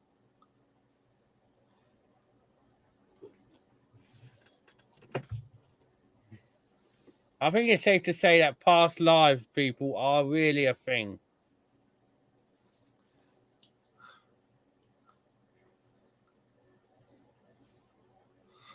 What do you think, mate? I can take them with a grain of salt every now and then as well. Hmm. The ones that I really don't buy is the individuals that claim that they channel past things, and if you stress on it, come to find out they're actually hoaxes. Those who want to say they channel, they're a channeler. Yeah. Those ones are really. All these psychic mediums that Yeah, go off. Don't get me wrong, I'm into the paranormal, obviously, and everything. I want to do my own ghost stunts. But when you get people like, and they channel thing, and they go, oh, and then they just put on them voices, and they're like, and they like UK viewers will are like people around here, I you know, see somebody with an letter A. Who could they be? And I'm thinking, yeah, right. You're fishing there, sweetheart. yeah. What or when they go, or when they put on these bizarre voices and that, and they, Derek Acora was a famous one over here before. God bless his soul. I don't like to talk ill of the dead, but when he was on Most Wanted, he used to be like he had this spirit guide on the other side called Sam. And when he used to do an investigation, he used to go, "Is anyone here?" Like obviously, you know, and he goes, "Yeah, I can." Sam's telling me there's this guy here. Who wants to come forward? I'm thinking to myself, okay. And then the next thing he goes, "Oh, I don't want," and he puts on a voice, an accent on that, and it's like, really. I remember once he put on it and he put on a black voice. And he was like in a prison setting. And I'm like, dude.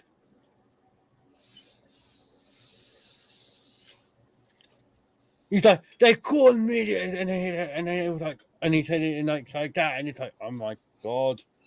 Yep, they put it on an act because they know people will believe them beyond Don't get me belief. wrong. Yeah. Don't get me wrong. There's mediums. I believe there's some that are really talented. I'm not saying discrediting them. There's some that I believe are talented, and but the ones that really bug me, is also when they're also in the crowd, and you're going, oh, and you get told, and then they go, "I'm getting an old man through." He's about. Did anyone's granddad die in their 80s? Yeah, it's those guys. They like, once again, like I said, it's one of those. They state as vague information as possible, so that way when somebody fusses up, oh yeah, here, and this is see, when I'm getting the name Bill, and then there's a Are you the daughter-in-law that had a blue I car? Like, you know what I mean? And half these people, come to find out, they've had who talk about channeling. A lot of times they have their own people actually roam around the just before the shows, roam around taking subtle little notes, making like, oh yeah, I'm here just as an audience member as well. And what they're really doing is they're taking special notes of those individuals, so that way when if that person happens to get contact, or at least come into the scene, they can start mentioning all this stuff, but it was notes that they had picked up while they were walking around in the crowd. Because it's easily done. I'm not even when you're going to a show and you're talking to people, you can easily just go up to someone and go, "Oh, what are you doing here tonight? What's your experience tonight? Oh, who are you trying to listen for? Go get? Oh, I'm trying to get my grandma, or I'm trying to get my wife, or something, you know." And you're thinking, and then they can easily just go, "Ah." You know what I mean? And then they can work on that. Right. And then I also what happens. There's a few that also wear earpieces. I don't know if you watch them. Yeah. And then you're like, you're thinking to yourself, okay, we can get the earpieces if you're trying to if you're on a speaker setting, but you can also get messages fed through in real time. I might do an Haunted Hours episode on that, on like fake power, like fake psychics, like Kreskin. Yeah, between fake psychics because Kreskin got real pissed off at Carson because he had touched some of his material that he was going to do, and he broke it prior to Kreskin was supposed to do his little trick, and Carson pretty much weeded him out.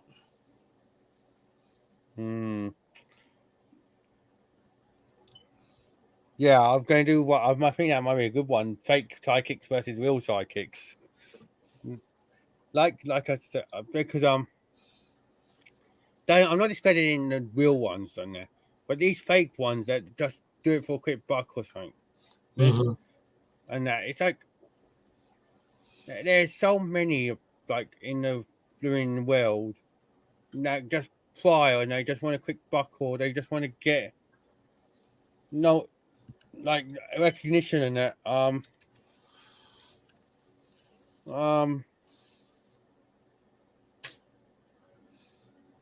Here you go.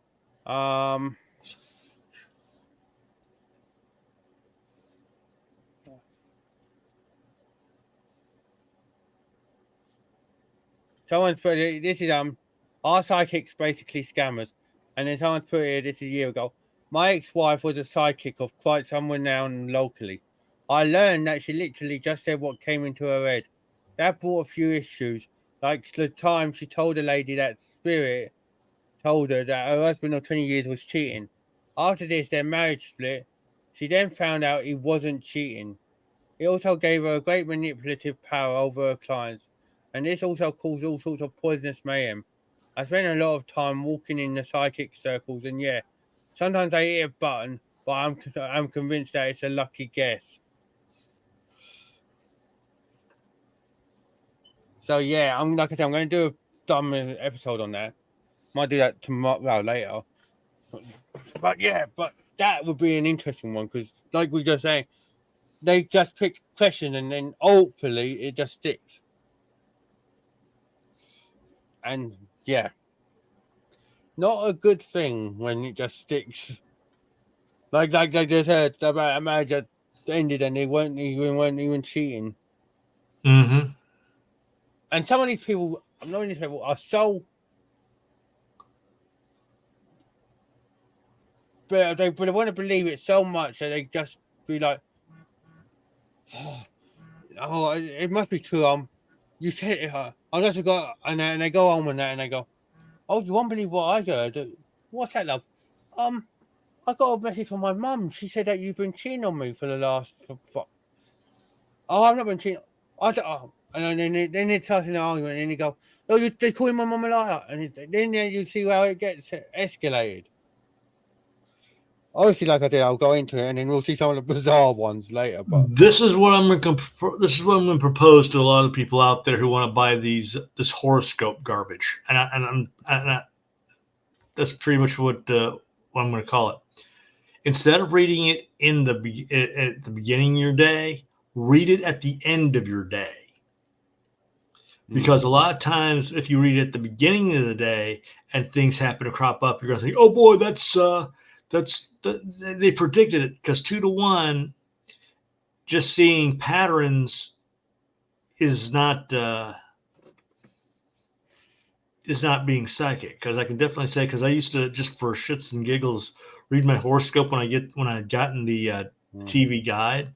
So I started reading the horoscope just for shits and giggles after my day, and I'm thinking, yeah, that sort of happened, but because when they say, "Oh, you're going to be coming into money," but yet the problem is a lot of times it's like the week of your payday or the week of your birthday or a holiday. It's like, of course you're going to come into money if that's going to happen.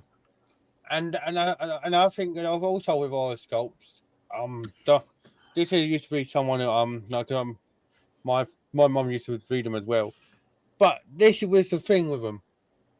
They might not be talking about you, because if you share the same star sign as someone else in your family, like most of them, apart from my dad, me, my mum, and my uncle were Geminis, and my granddad, my dad's dad.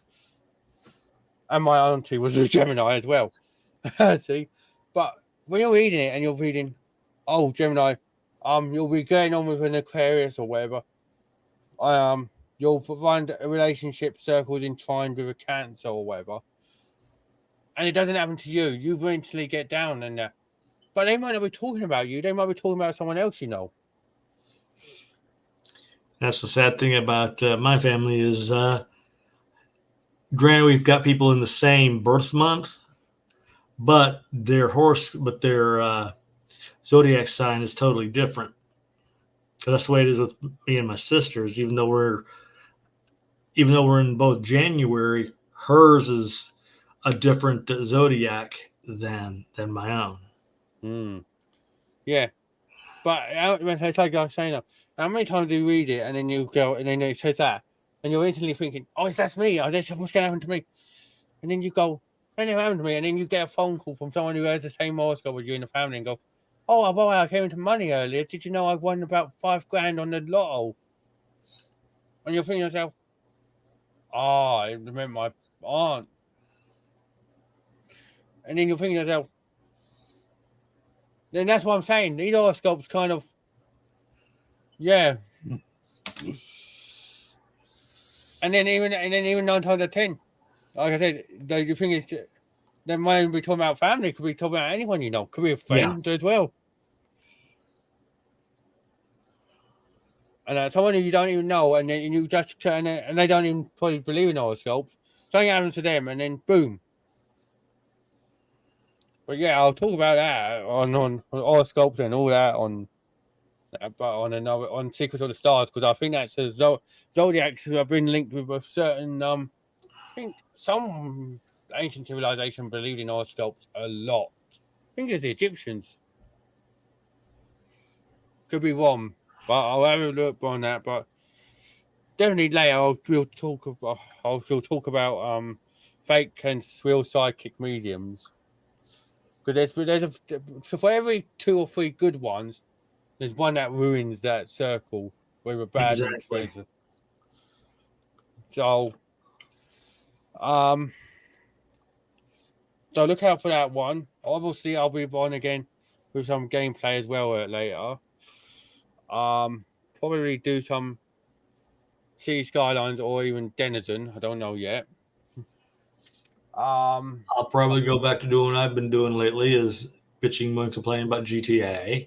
So, in other words, doing the mean old trick of going to a mod shop, calling in a cab, and after taking out the driver, equip it, then go finding another lobby member, seeing if they want to drive around, and if they don't, start blowing people away or set a destination, I may dive out, and the explosive radio station they're listening to may really get amplified. Let's just put it that way. Good job, Johnny Cash is with. Good Or job. or I'll fly out to my yacht, send a mugger and some mercenaries after some random lobby member, and Johnny Cash's Ring of Fire seems appropriate when you're doing the car. Or I shot a man in Reno just as. But yeah, I'm GTA. I'll talk about GTA 6 obviously when yeah, near to I can't time. wait till that comes out. I can't wait till that comes out. But a lot of people don't want their oppressors them blowing bikes in because they're a bloody nuisance. Because a lot of people grief them, and see, I'm not now. The only time I will see when I'm playing a game, if I see my main rule when I'm playing a game is if somebody's doing a business thing, in other words, if they're transporting or refilling, I don't bug them. I mean, because I think that's cruel. Yeah. Now, I will randomly take somebody out in a lobby. I will, whether they've got a wanted thing on them. What I hate is the fact that used to you could after you take them out, you could give them money, and that's what I used to do. Is once I took the person randomly out who's got a marker on them, I'd give them back the money.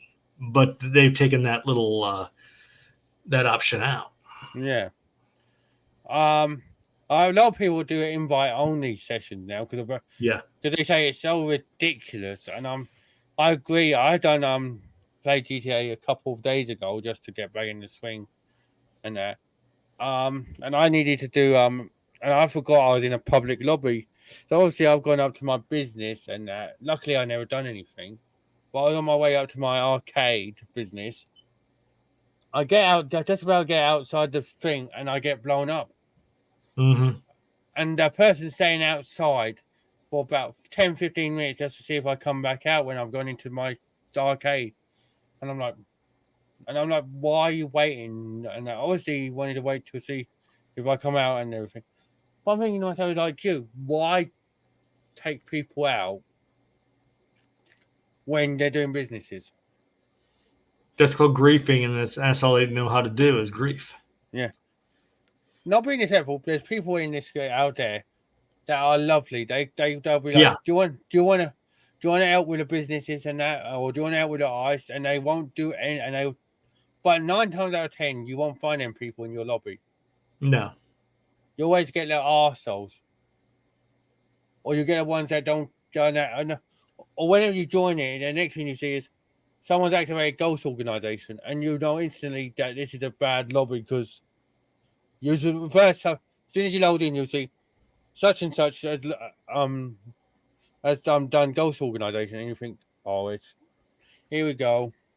My oppressor happened to lock on somebody just because I forgot to shut off my missiles, and I had this other dude keep chasing me, and he should have known by me running I wasn't going to do anything, but still he took me out. It's like, dude, and that's what I hate as well. Every time you get if you don't have the money, every time you get taken out, you've got to pay for the mechanic and and then Moore's Mutual, and that wasted out your money. Like a lot of times, if another lobby member takes you out, you don't have to worry about that money issue because they're the ones responsible for it'll take it out of their account than yours. Now, if if you're flying around and you're the one that accidentally crashes, then that's when that's going to money be taken out. But generally, if somebody else takes you out, you're not responsible for that money. And trouble is, though, with 9 out of 10, you normally crash all that because you're trying to escape the bloody vertical. It is ridiculous. But what I would say, though, I'm talking on topic of the games, and I hope you're listening somewhere when I'm going to bring it up on now. I really hope that we see a decent Doctor Who game one day. I know we had the Edge of Reality with Jodie's Doctor and David Tennant's 10th at the time, but I would love a nice, like, decent, like, I got on my computer here, the adventure games that come out when Matt Smith was around. Yes, they were a bit clunky because it was computer at the time, but I would love a decent game, and that even if you don't want to do it with Shooty, do it with someone else. You got a few doctors that you can go back and do the adventure with. Yeah. Do one with Peter Capaldi. Do something like that. And they or Paul McGann. Do something like that, and yeah, you have Big Finish audios in there. But it would be brilliant to just have a Doctor Who game on this generation of consoles, I think. I'll second that. Could you imagine that? Like, or if you had like Paul McGann's Doctor, all three of them, and you control three, and it was done in the style of and you could pilot the TARDIS and everything, do everything. I would love that so much. I'd look at that because I'm not in this for. Yeah, you're talking about wanting to keep hold of the series. You got the money from Disney Plus now, so I'm not in this Yeah. You could really broaden it a bit. Hell, give us a Joe Martin blooming thing. That would be even good. Yeah. Because she's talking about the Division timeline. Make it a canon and make it that we're playing as Earth in her Division days. Then that way we'd know at least what was going on with her in them days. Yep. But instead we don't get anything like that, and it's like sad because that's the one game I think would really do well for Uvians. Because I think the last thing that really was really on a console. Sorry that this last lot of this cast, guys is going to go out games, but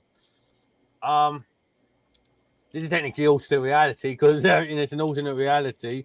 We would have these games, but the Eternity Clock. There you go, 2012.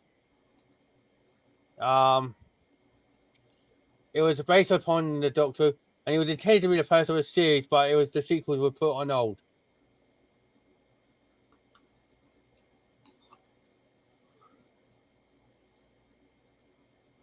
So, and then we also had the Edge of Reality, like I said, but I didn't enjoy that one really much because it wasn't really.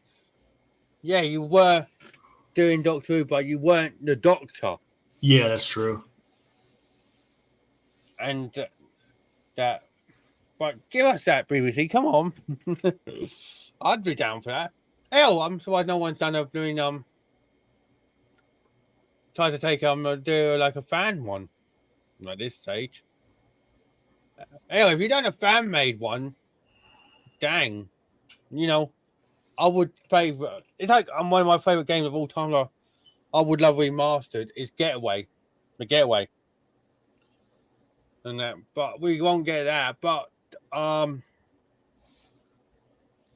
has there been any news on that one before I go? There was one.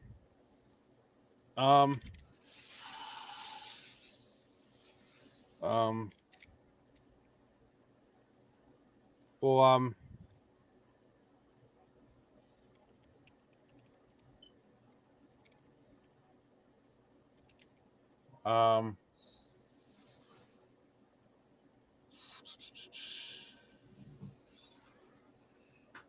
that is coming out, and it's like it was a fundraiser. They was getting fundraiser for it. And they were waiting on what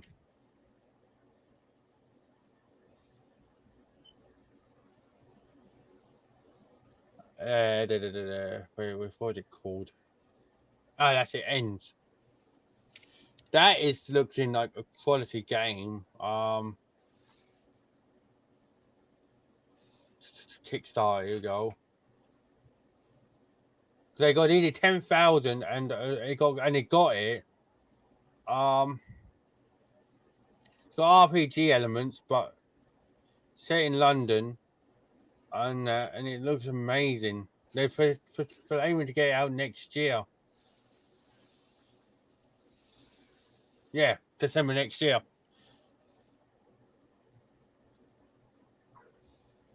But it's about they're trying to aim it like London, and like a gritty thing for London. There you go, Scott. I'll show you. Look. Okay, I thought I heard something. I forget where I heard about. Yeah. Yeah. It's a single player. Yeah, you get they collaborated with UK talent from influencers to content creators, artists, and clothing brands on it. But that looks like a quality game that's coming out. Their Instagram. Look. Their Instagram's dropped a few things. But that's going to be that's going to be a game I'm going to look forward to as well. There's a few games so in the next couple of years that are really going to get my attention going. I know I'm getting before I go, I know I'm getting the college football one that's coming out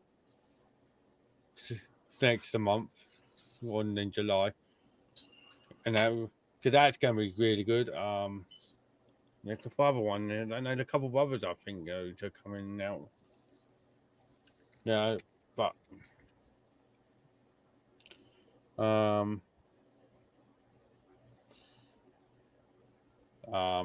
Prince of Persia, I know that's come out. Yeah, I wish they'd remastered the ones that came out earlier.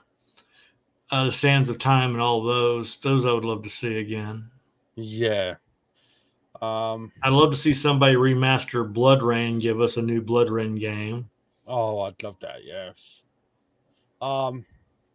Killer Clowns from Outer Space. Oh yeah, there was a video. There was I saw. I forget who I'm subscribed to, but they were talking about new games that were coming out, and that was one of the ones they were talking about. How you're either going to be playing as the clowns, or you're playing as 3 or 4 just regular individuals. I'm going to get that because I love them kind of things. In July, like I said, here we go. Here's college football and F1 Manager. Obviously, I'm going to look forward to that. September, Prison Architect 2 is coming out. Undisputed's coming out properly in October, which I like. So that's a boxing one that I've got already on here. Assassin's Creed Shadows is coming out in November. That's getting a lot of backlash at the minute from people in Japan. I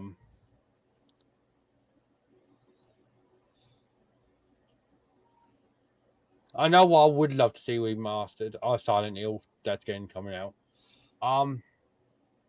What's the name I'd love to see remastered? Deus Ex or Do. Deus Ex, yeah.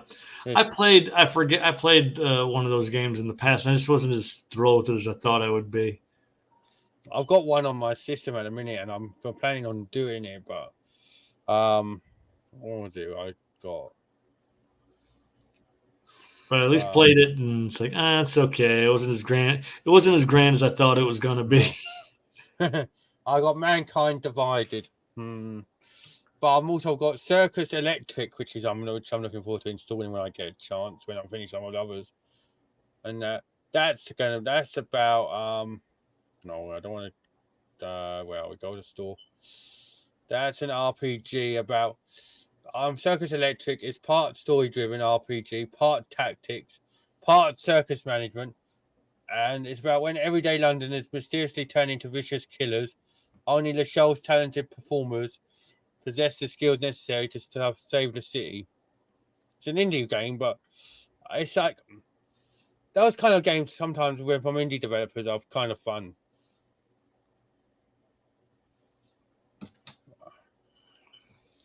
obviously I need to do Phasmophobia when I find people to play with, because that's gonna be fun.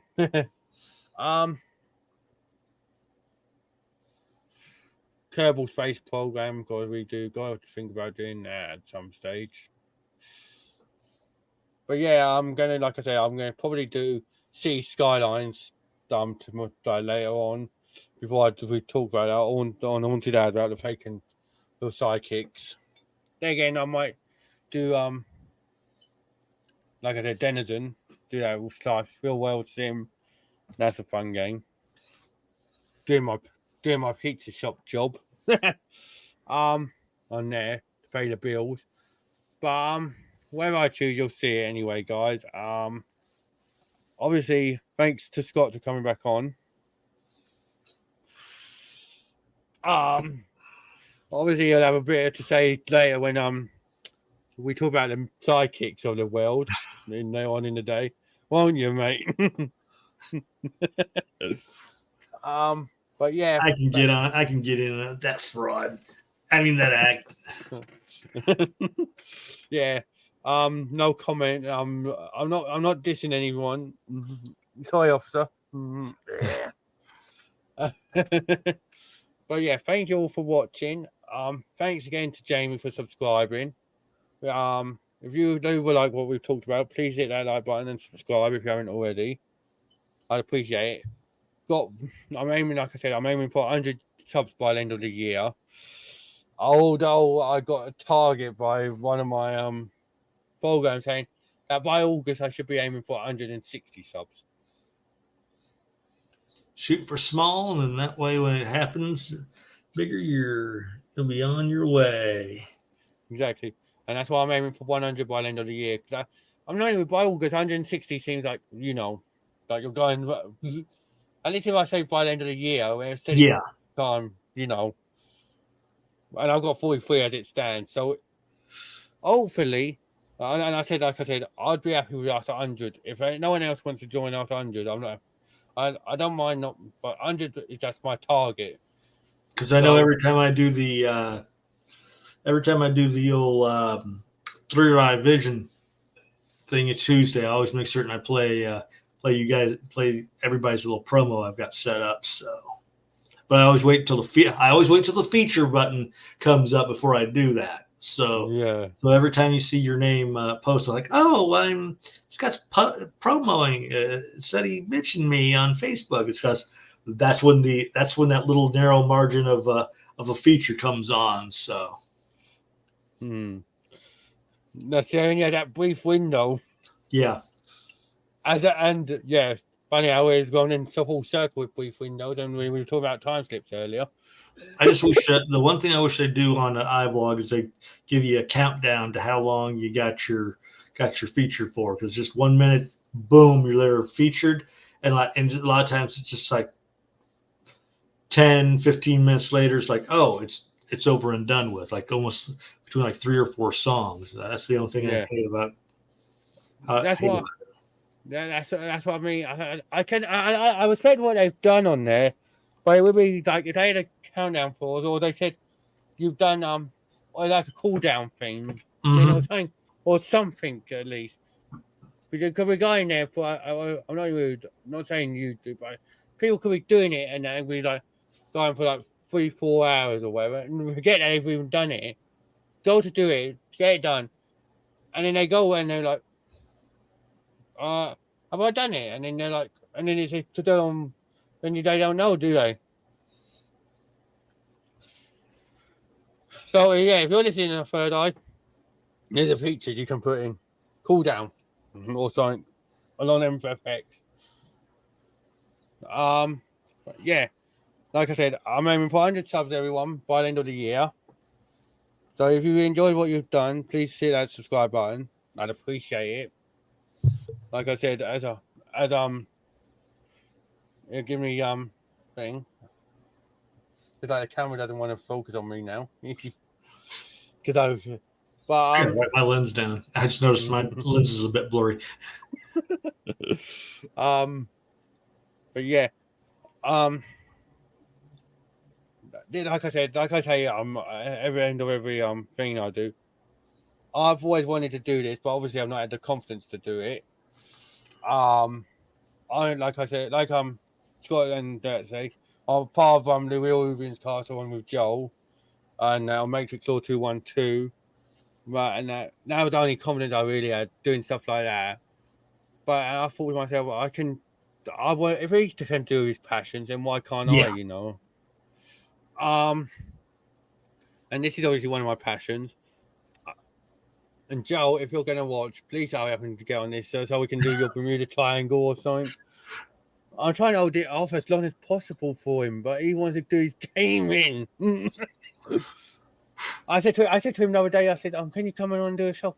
No, I'm too busy doing my plat hunting. Well, sorry.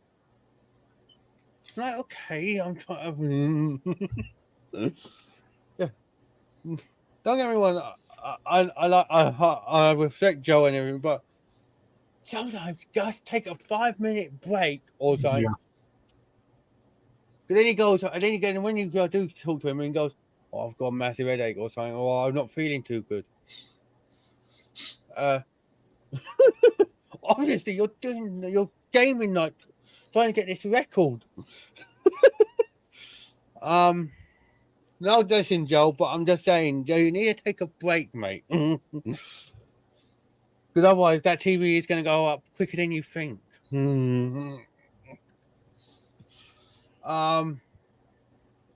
So yeah, I haven't get on here. Me and Scott want to talk about the Bermuda Triangle, yeah. And I've got these EVPs that are still in my backlog of And if you guys don't believe me, this is what I'm waiting for, an Haunted Hours episode. This is all EVPs I've got of people. Look, but I want these guys to hear. Those electronic voice things, yep. Yeah.